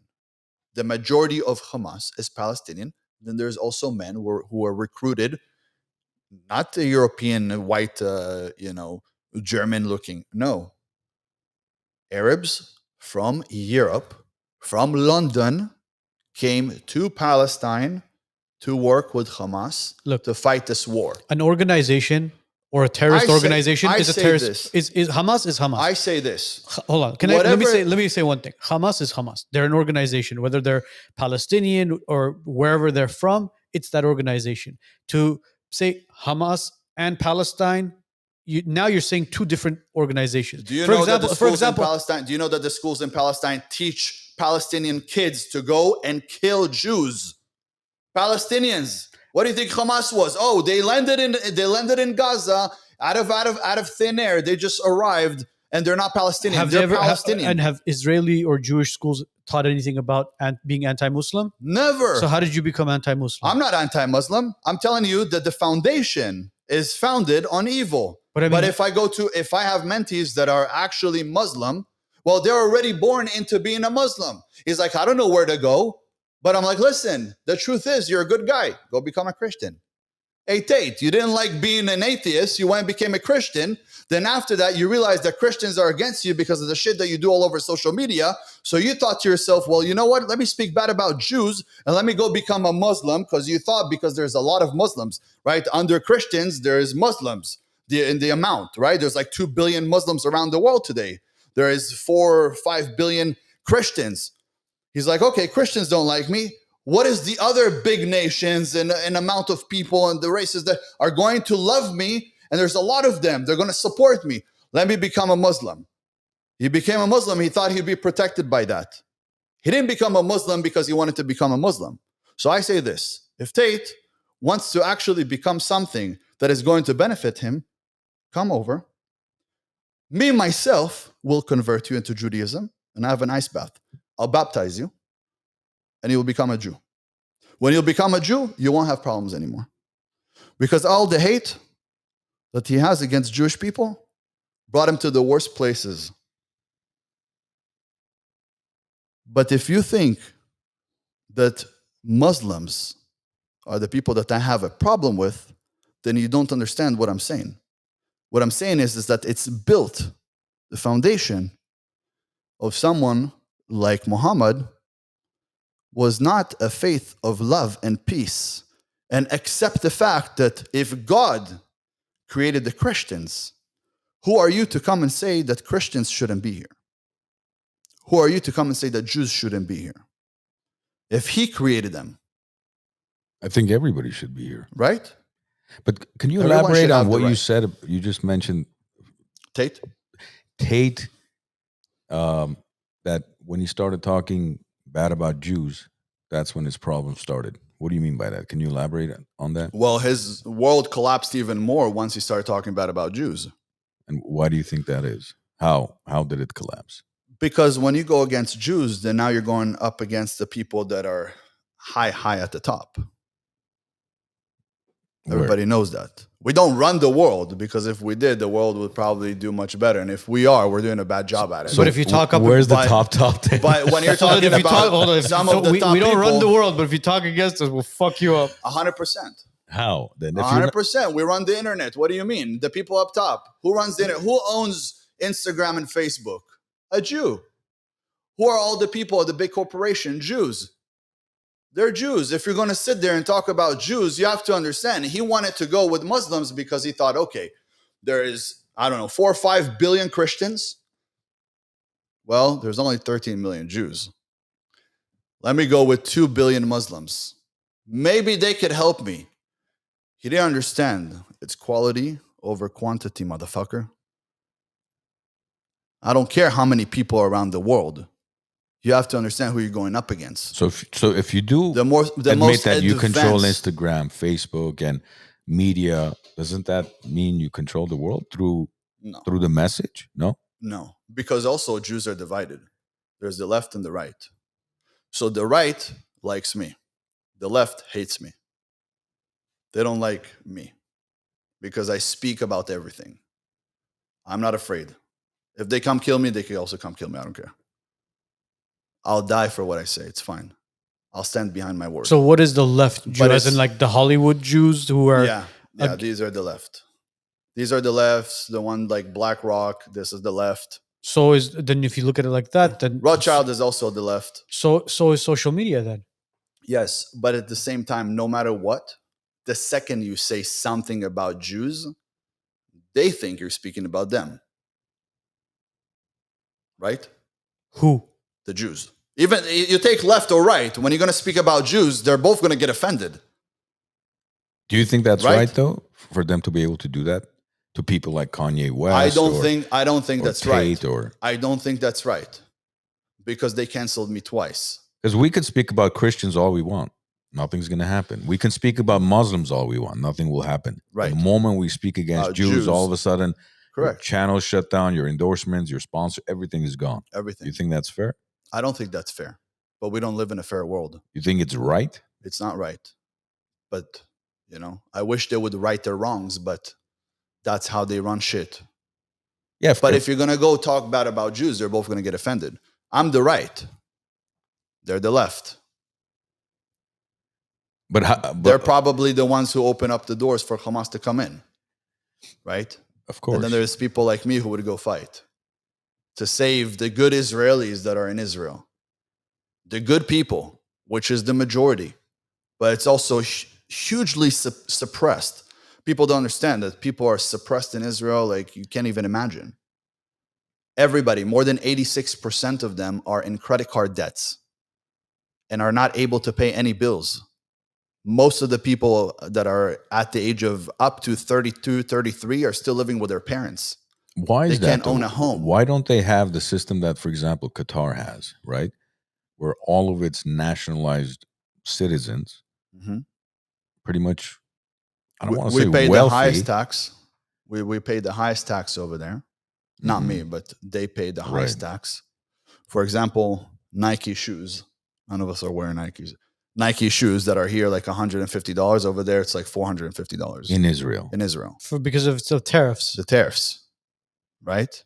So they don't really let people buy shit. Like you want to buy something to buy your kid a pair of shoes that are from Nike. It's like you bought him a car. That's why a lot of the tourists, when they come here, they buy a bunch of shit and they take it back over Yes. there with them. That's And now they started stopping them.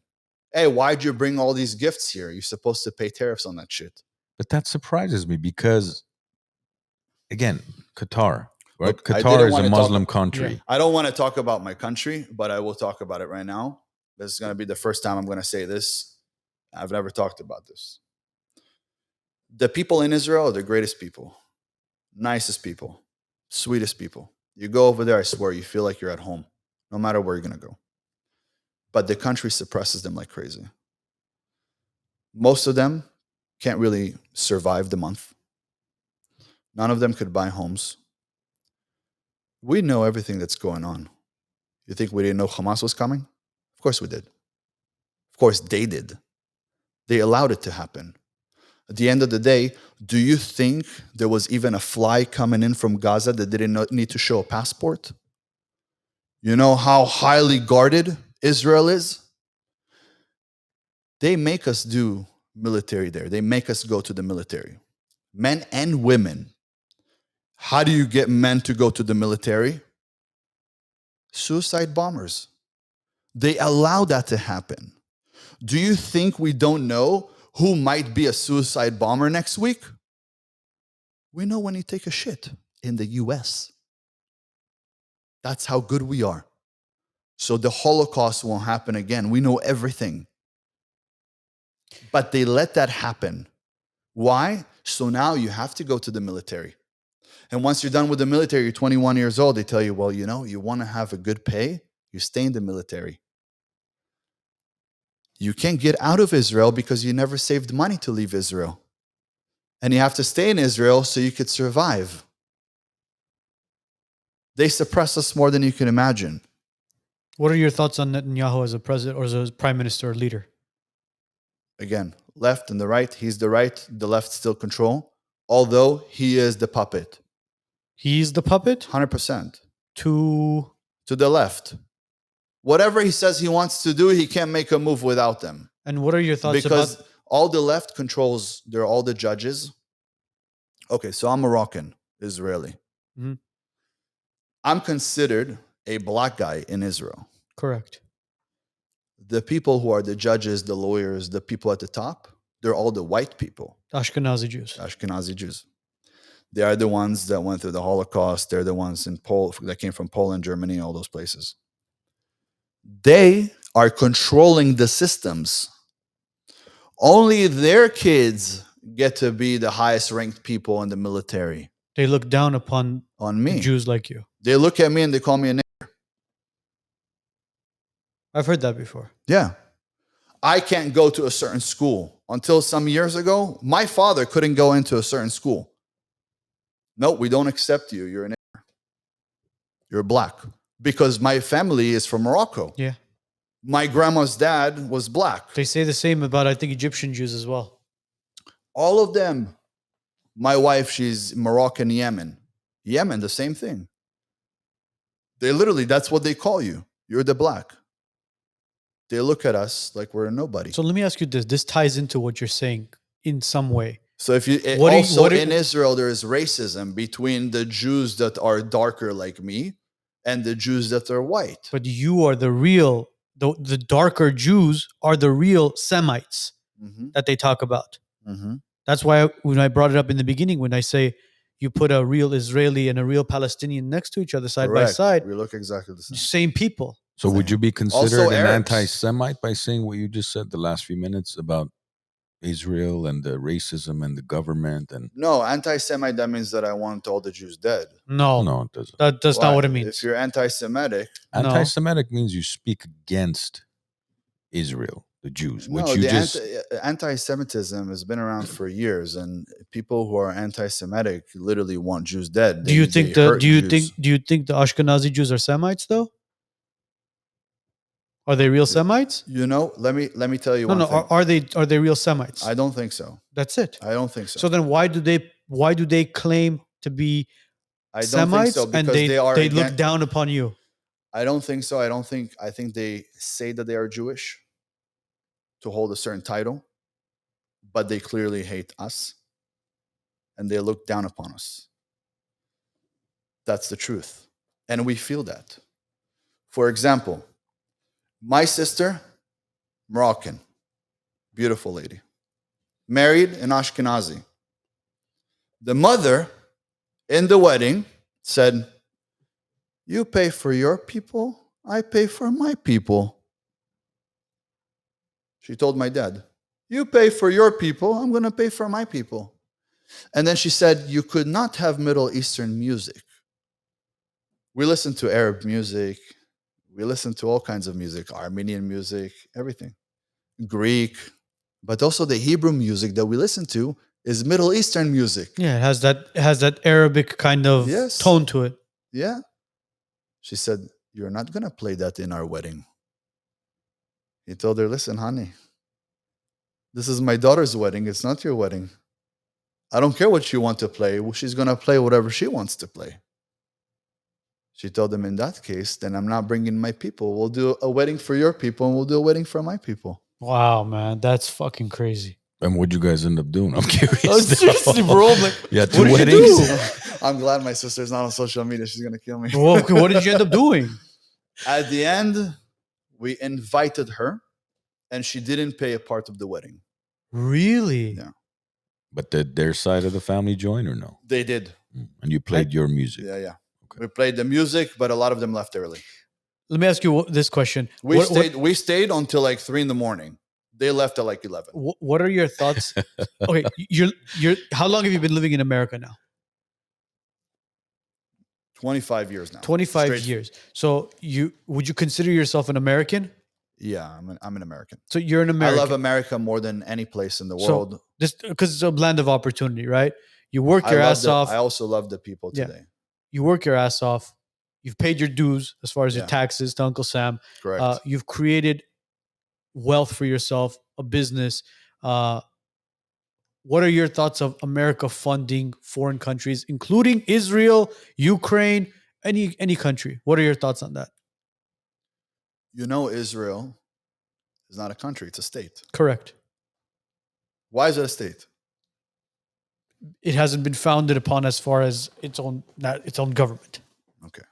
So behind the scene, it's America. Behind the scene, it's one of United States. Just nobody knows that. That's why it's a state. It's United States of America. We are the only sane ones in the Middle East that you could count on us. And that's why the US funds us. And a lot of the shit that you see that we have done before, and you're like, how did they let them do that? It was orchestrated by the US. Thank you. I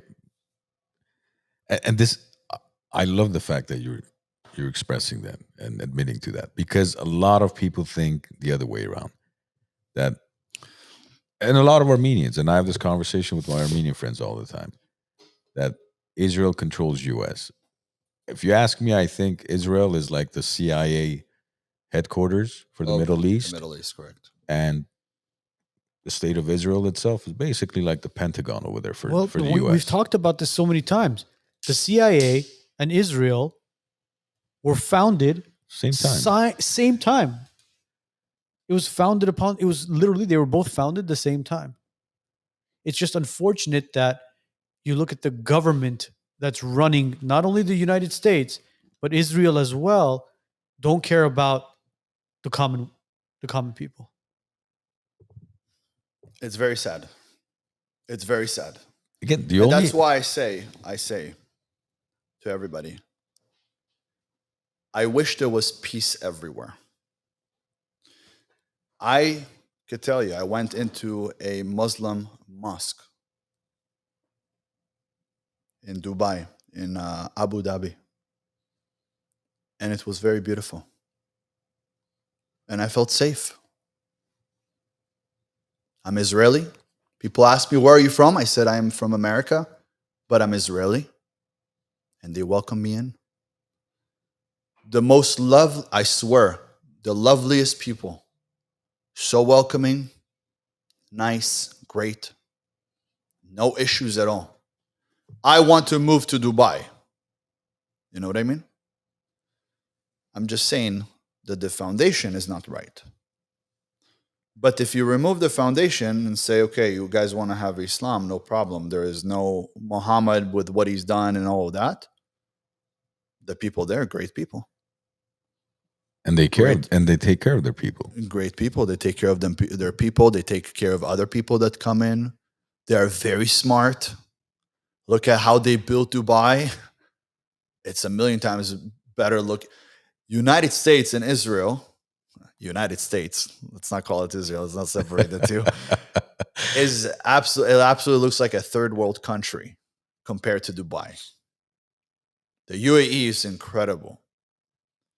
What they have done, I think no one has done. So if we could have peace between everyone, that'll be amazing. Absolutely. That'll be the best thing that we could have.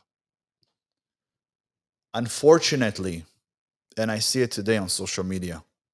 That's why I said also social media has humbled me. Because before, I didn't know that so many people were hurting.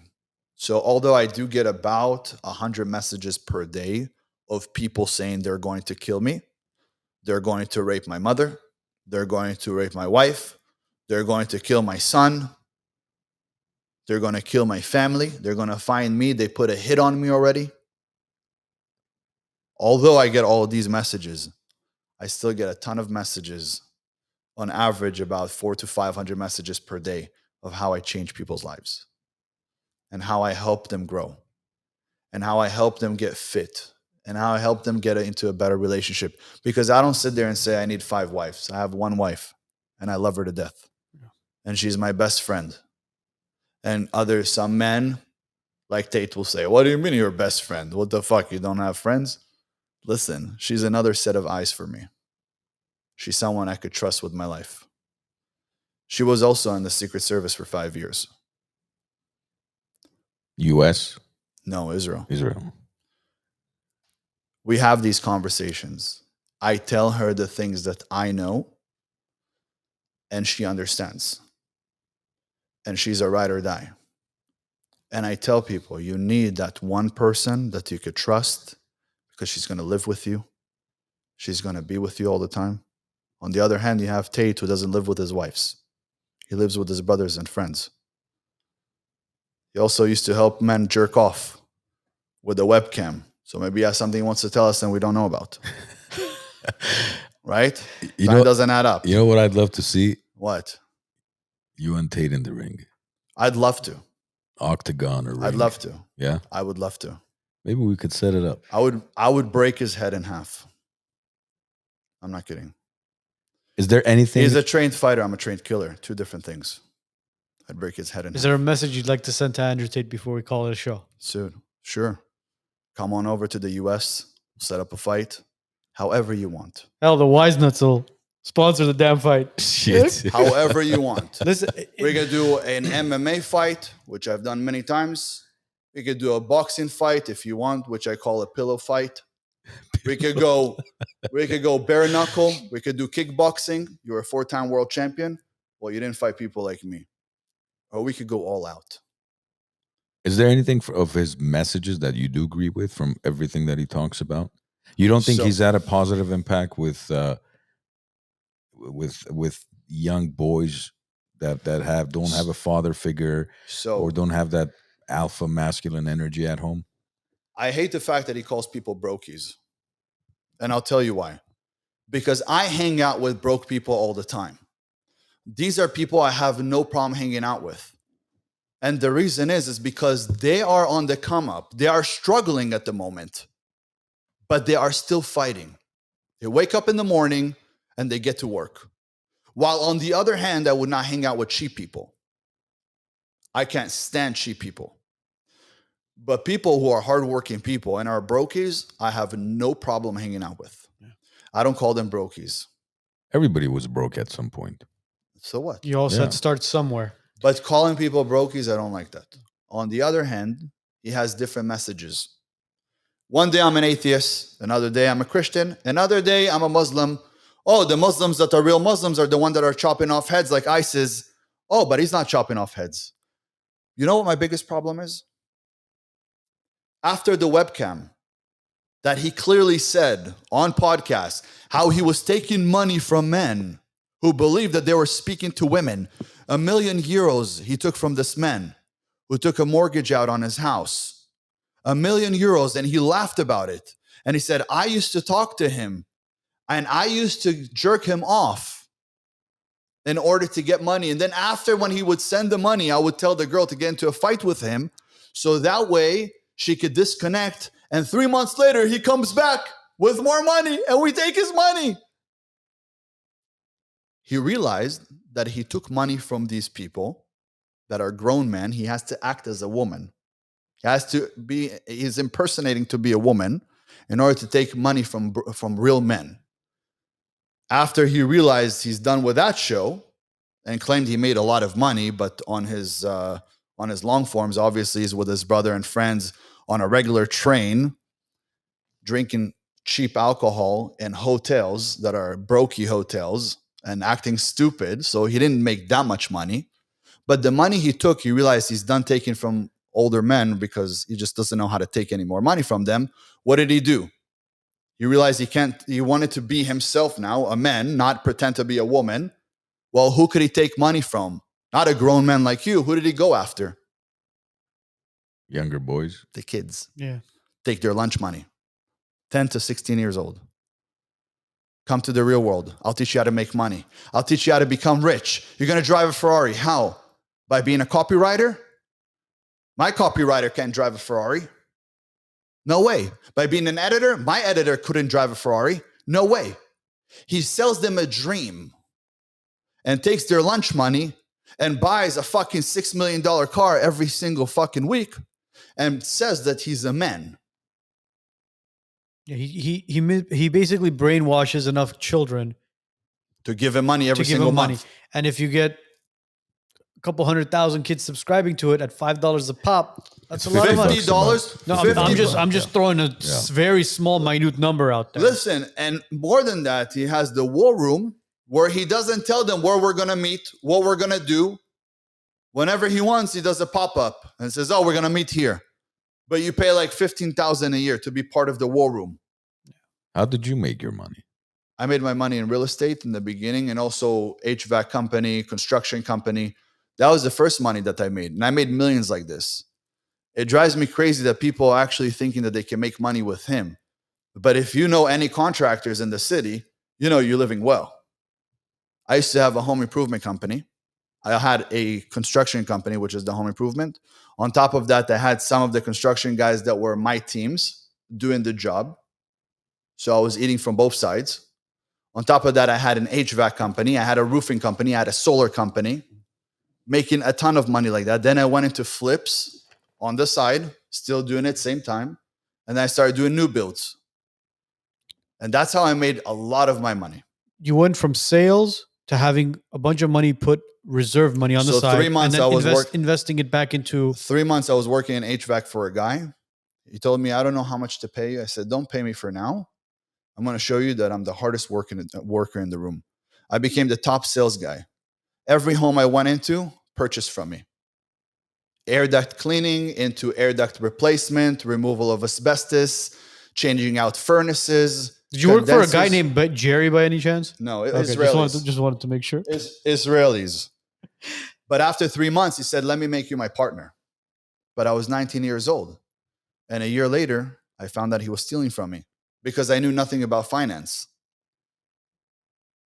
So the money that we were making, I trusted that he was giving me enough money, whatever was supposed to be, 50-50. Ended up, he was stealing from me. Was he Ashkenazi? No, he was Moroccan. Fuck that guy. Oh, geez. But then from there, I went and opened up my own company. Well, so he stole from me that. $750,000 that I knew of, that I found out. Oh, geez. That's a lot of money. That is a lot of money. Especially for a 19, 20-year-old. Uh-huh. And then from there, I went and opened up my own company. Started with the air conditioning, with the HVAC division. Grew it at 22 sales guys. And I don't know if you know too much about HVAC, but you can make a shit ton of money. I had 150 telemarketers. Then I opened up the home improvement side. And obviously, I didn't have my own licensing, so you need to get something called an RMO. Mm-hmm. You get an RMO connected to the company name with the CSLB, the Construction State License Board. Yes. And then you get the insurances, that. I got my telemarketers cold calling. People would be like, is this a cold call? I'm like, no, honey, it's a warm call. How are you doing today? And I had my ways of selling to them, and I trained my guys, And from there on, we went into the home improvement, started doing construction. We realized if we're calling and they don't need anything done on their HVAC, well, have you thought about maybe getting a kitchen done? Or maybe your bathroom, some flooring? And then we're like, hold on, what about the roof? It's about to be roofing season. You don't want it to rain, and you need to get your roof done while it's raining. you're going to damage the whole house. Yeah, you pitch them one thing, and if they say no to that, then you go with the other stuff. Because right now, what's happening, I'm sure you're getting those calls as well. You, Joe, as well. You get the call with the solar, and you say, no, I already got solar. They go, well, what about your windows? What about your doors? What about That's this? when we What went about-" into energy efficient. Yeah. Energy efficiency stuff. All of the R30 insulation in the attics, solar, new windows, double pane windows, right? Turf, for example, so you don't need to water the grass. Yeah. All of the turf we got into. So I went into complete home, everything you needed, and I had licenses for everything. And then I had a ton of sales guys, and we started here, and I moved down to the Bay as well, and San Diego, and then we went all the way to Santa Barbara, and I was controlling town. From there, I started building houses, all brand new homes, in which I tell people you could do that too. Even today, you could find a property, let's say in Encino, for $2 million. Take a house that's $2 million. You buy it 20% down. You tear it down, take a hard money loan against it, start building. All you need is about $2 million hard money loan, 10%. Today, it's like 12% interest for the year. You have also 2 points on top of that. You're done building it. It's worth $7 million. It's worth $8 million. If it's a healthy market, yes. Look, we are in a good market now. No, we are, but there's still a lot of. You're speaking against the market. No. I'm just saying that. Just saying it's. Times of crisis are also times of opportunity, guys. It's you want to be. It all depends how you look at things. You want to be cautious when it comes to new. It's not going to be 2008 anymore. No. We're never going to see 2008. 2008 will never happen again. Yeah, it won't happen. That was a financial bubble. And right now you're going to have the best 4 years of your life. This is the time for you to make moves. If you want to become rich, if you want to do any kind of business, this is your time right now. You're in the best time in the history of America to open up a business, to become an entrepreneur, and also to develop houses. A lot of people say, oh, but things are expensive. So what? Also, the houses are expensive. It's not because they're expensive. It's because the dollar lost value. Money doesn't have value. That's the problem. That's the problem. The dollar lost value, which is fine. So now they pay you more for the house. Is this what you teach in your coaching classes, or what do you teach? So when I do coaching, it's like overall coaching, right? For example, in my opinion, when I work with somebody, I want them to be fit. You need to have a six-pack to work with me. Why? So all the people that work for me, work out. Why? Because I know if somebody's willing to go through the pain of working out and looking like this, you see this right here? This, you have to go in the gym and you have to destroy your muscles. You have to be a masochist in order to look like me.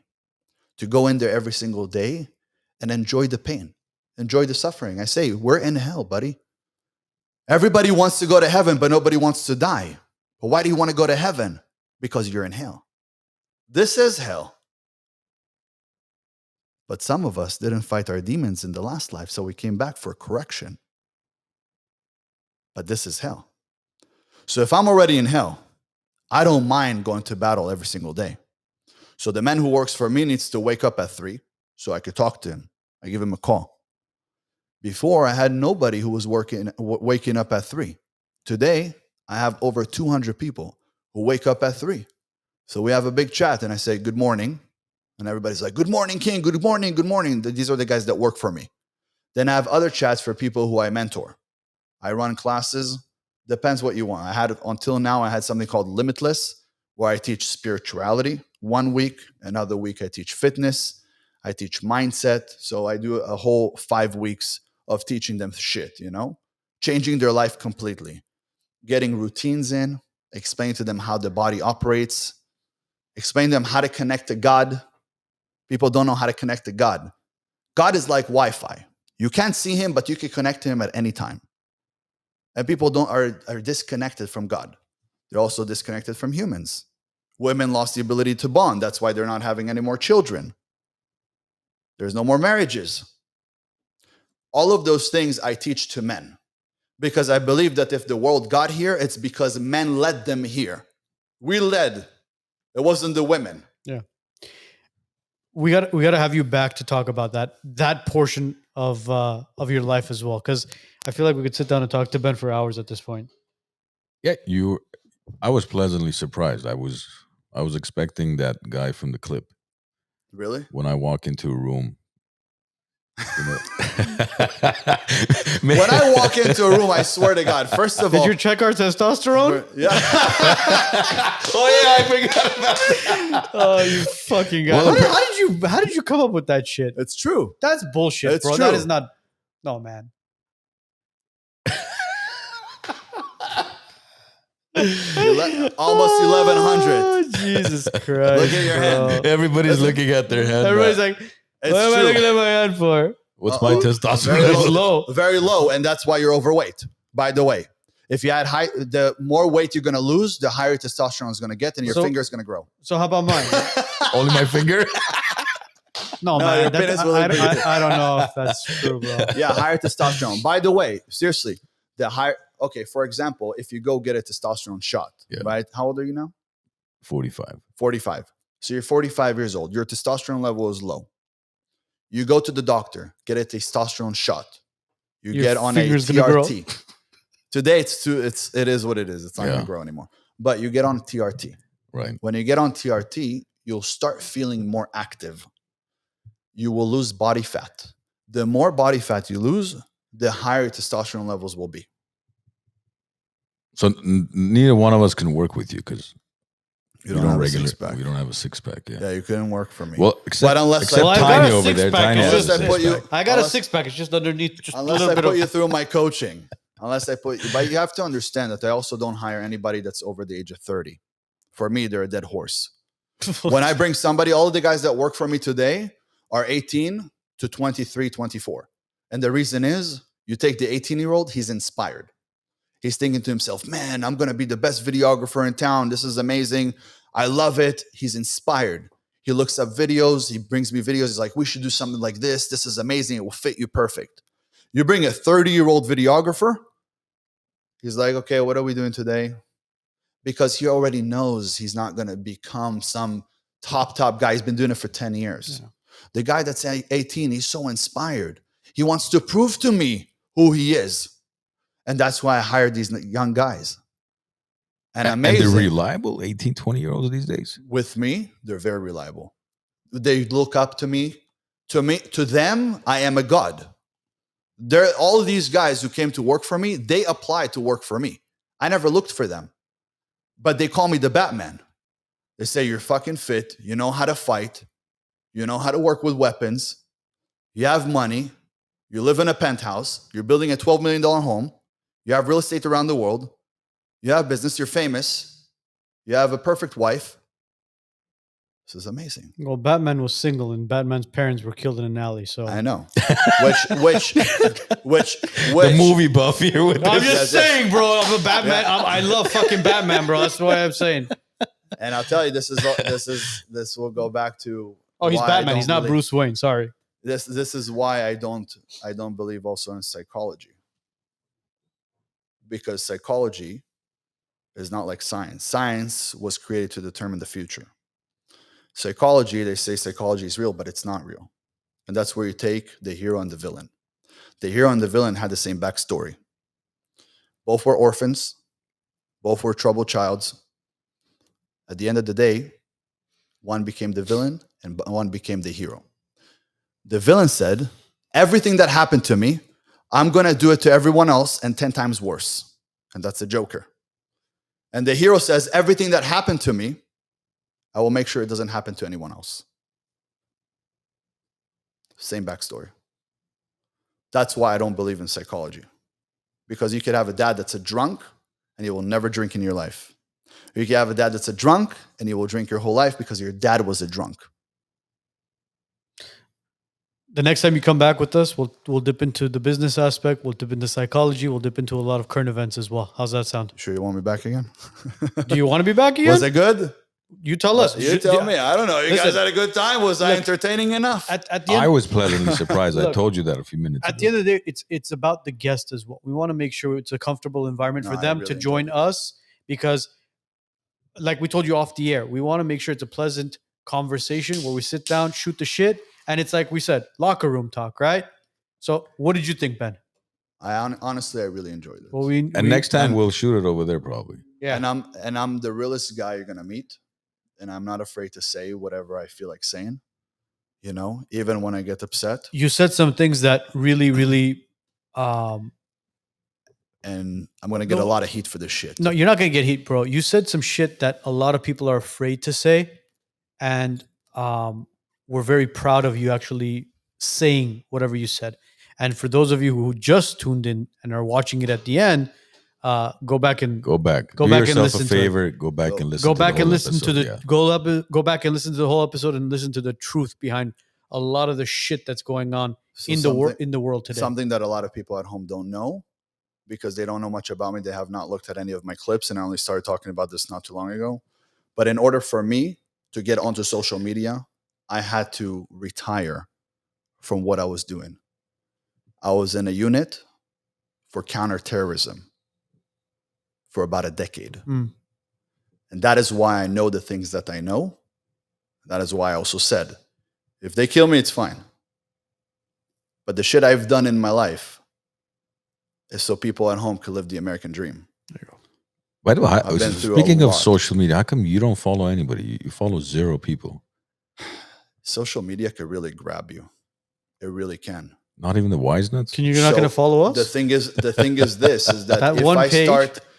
start following people, I've realized that if I start following people, I will fall into hours and hours of looking at videos. I don't even go into my social media unless it's to answer So people. how are we going to collaborate with you on clips? What do you mean? When we create a reel for you, how are we going to collaborate with you if you're not following us? First of all, it has to be a really good clip. Number one. Oh, Number two, We if only we use do- shitty clips. So Yeah, Yeah, no, we like only you do have to be a fucked up, good. really You have to be shitty a good clips. editor. I don't know who your editors are. I'd have to watch your clips. our editor's not 18. But my editors are insane. If you want, we could do a collab on a clip, and I'll put it up. So that way they're done right. We'll be in touch for that for sure. Definitely. But it doesn't matter. I don't need to follow you in order to collab with you. I don't follow my wife and I collab with her on clips. It has nothing to do with that. Mm. So just so you know. But I've realized as a king, I have to lead everybody. And the reason I say I'm a king, it's not because I look like I'm above people. I look at myself as a leader, and I'm a humble king. And I believe that every man could actually grow his own kingdom. You could be a king. You could be a king. It's all about how you carry yourself, how you carry your family, how you protect, how you serve, how you love, how you're willing to die for the people around you. And you work hard. A lot of people today don't want to work. They want the end result. Yes. But the problem is this, and I want people at home to know that. You could want a Ferrari all you want. The best part about wanting the Ferrari is the process of getting the Ferrari towards getting it. Once you get it, you no longer could want it, and it no longer matters. The journey to get what you want to get is the best part. That's when you release dopamine. That's when you get excited. So if you're on your journey right now to getting whatever it is you want to get, enjoy the journey, enjoy the process. Enjoy it, because once you get it, you can't want it anymore. I agree. The satisfaction is in the journey. Absolutely right. Ben, thank you so much, man. We appreciate welcome, you brother. taking time out of your Monday to join us, man. We Of really course. do. Thanks for having me, brother. Hopefully we'll have you back soon. Maybe Yeah. even this year, huh? This year. Why not? You're going too far, my friend. See you next month. You bring okay. You bring the hummus. I bring the hummus. You bring the hummus. From my uncle's shop. All right. From my uncle's shop. the $1 million hummus. Oh, jeez. Yeah. Guys, if you haven't subscribed to the WiseNuts, go ahead and click the subscribe button. Click on the bell notification to get notified. Have a great week. Oh, today's episode will be up and running on Spotify, Apple Podcasts, all major platforms mañana. Have a great week. Have a great weekend. And we'll see you guys all next week.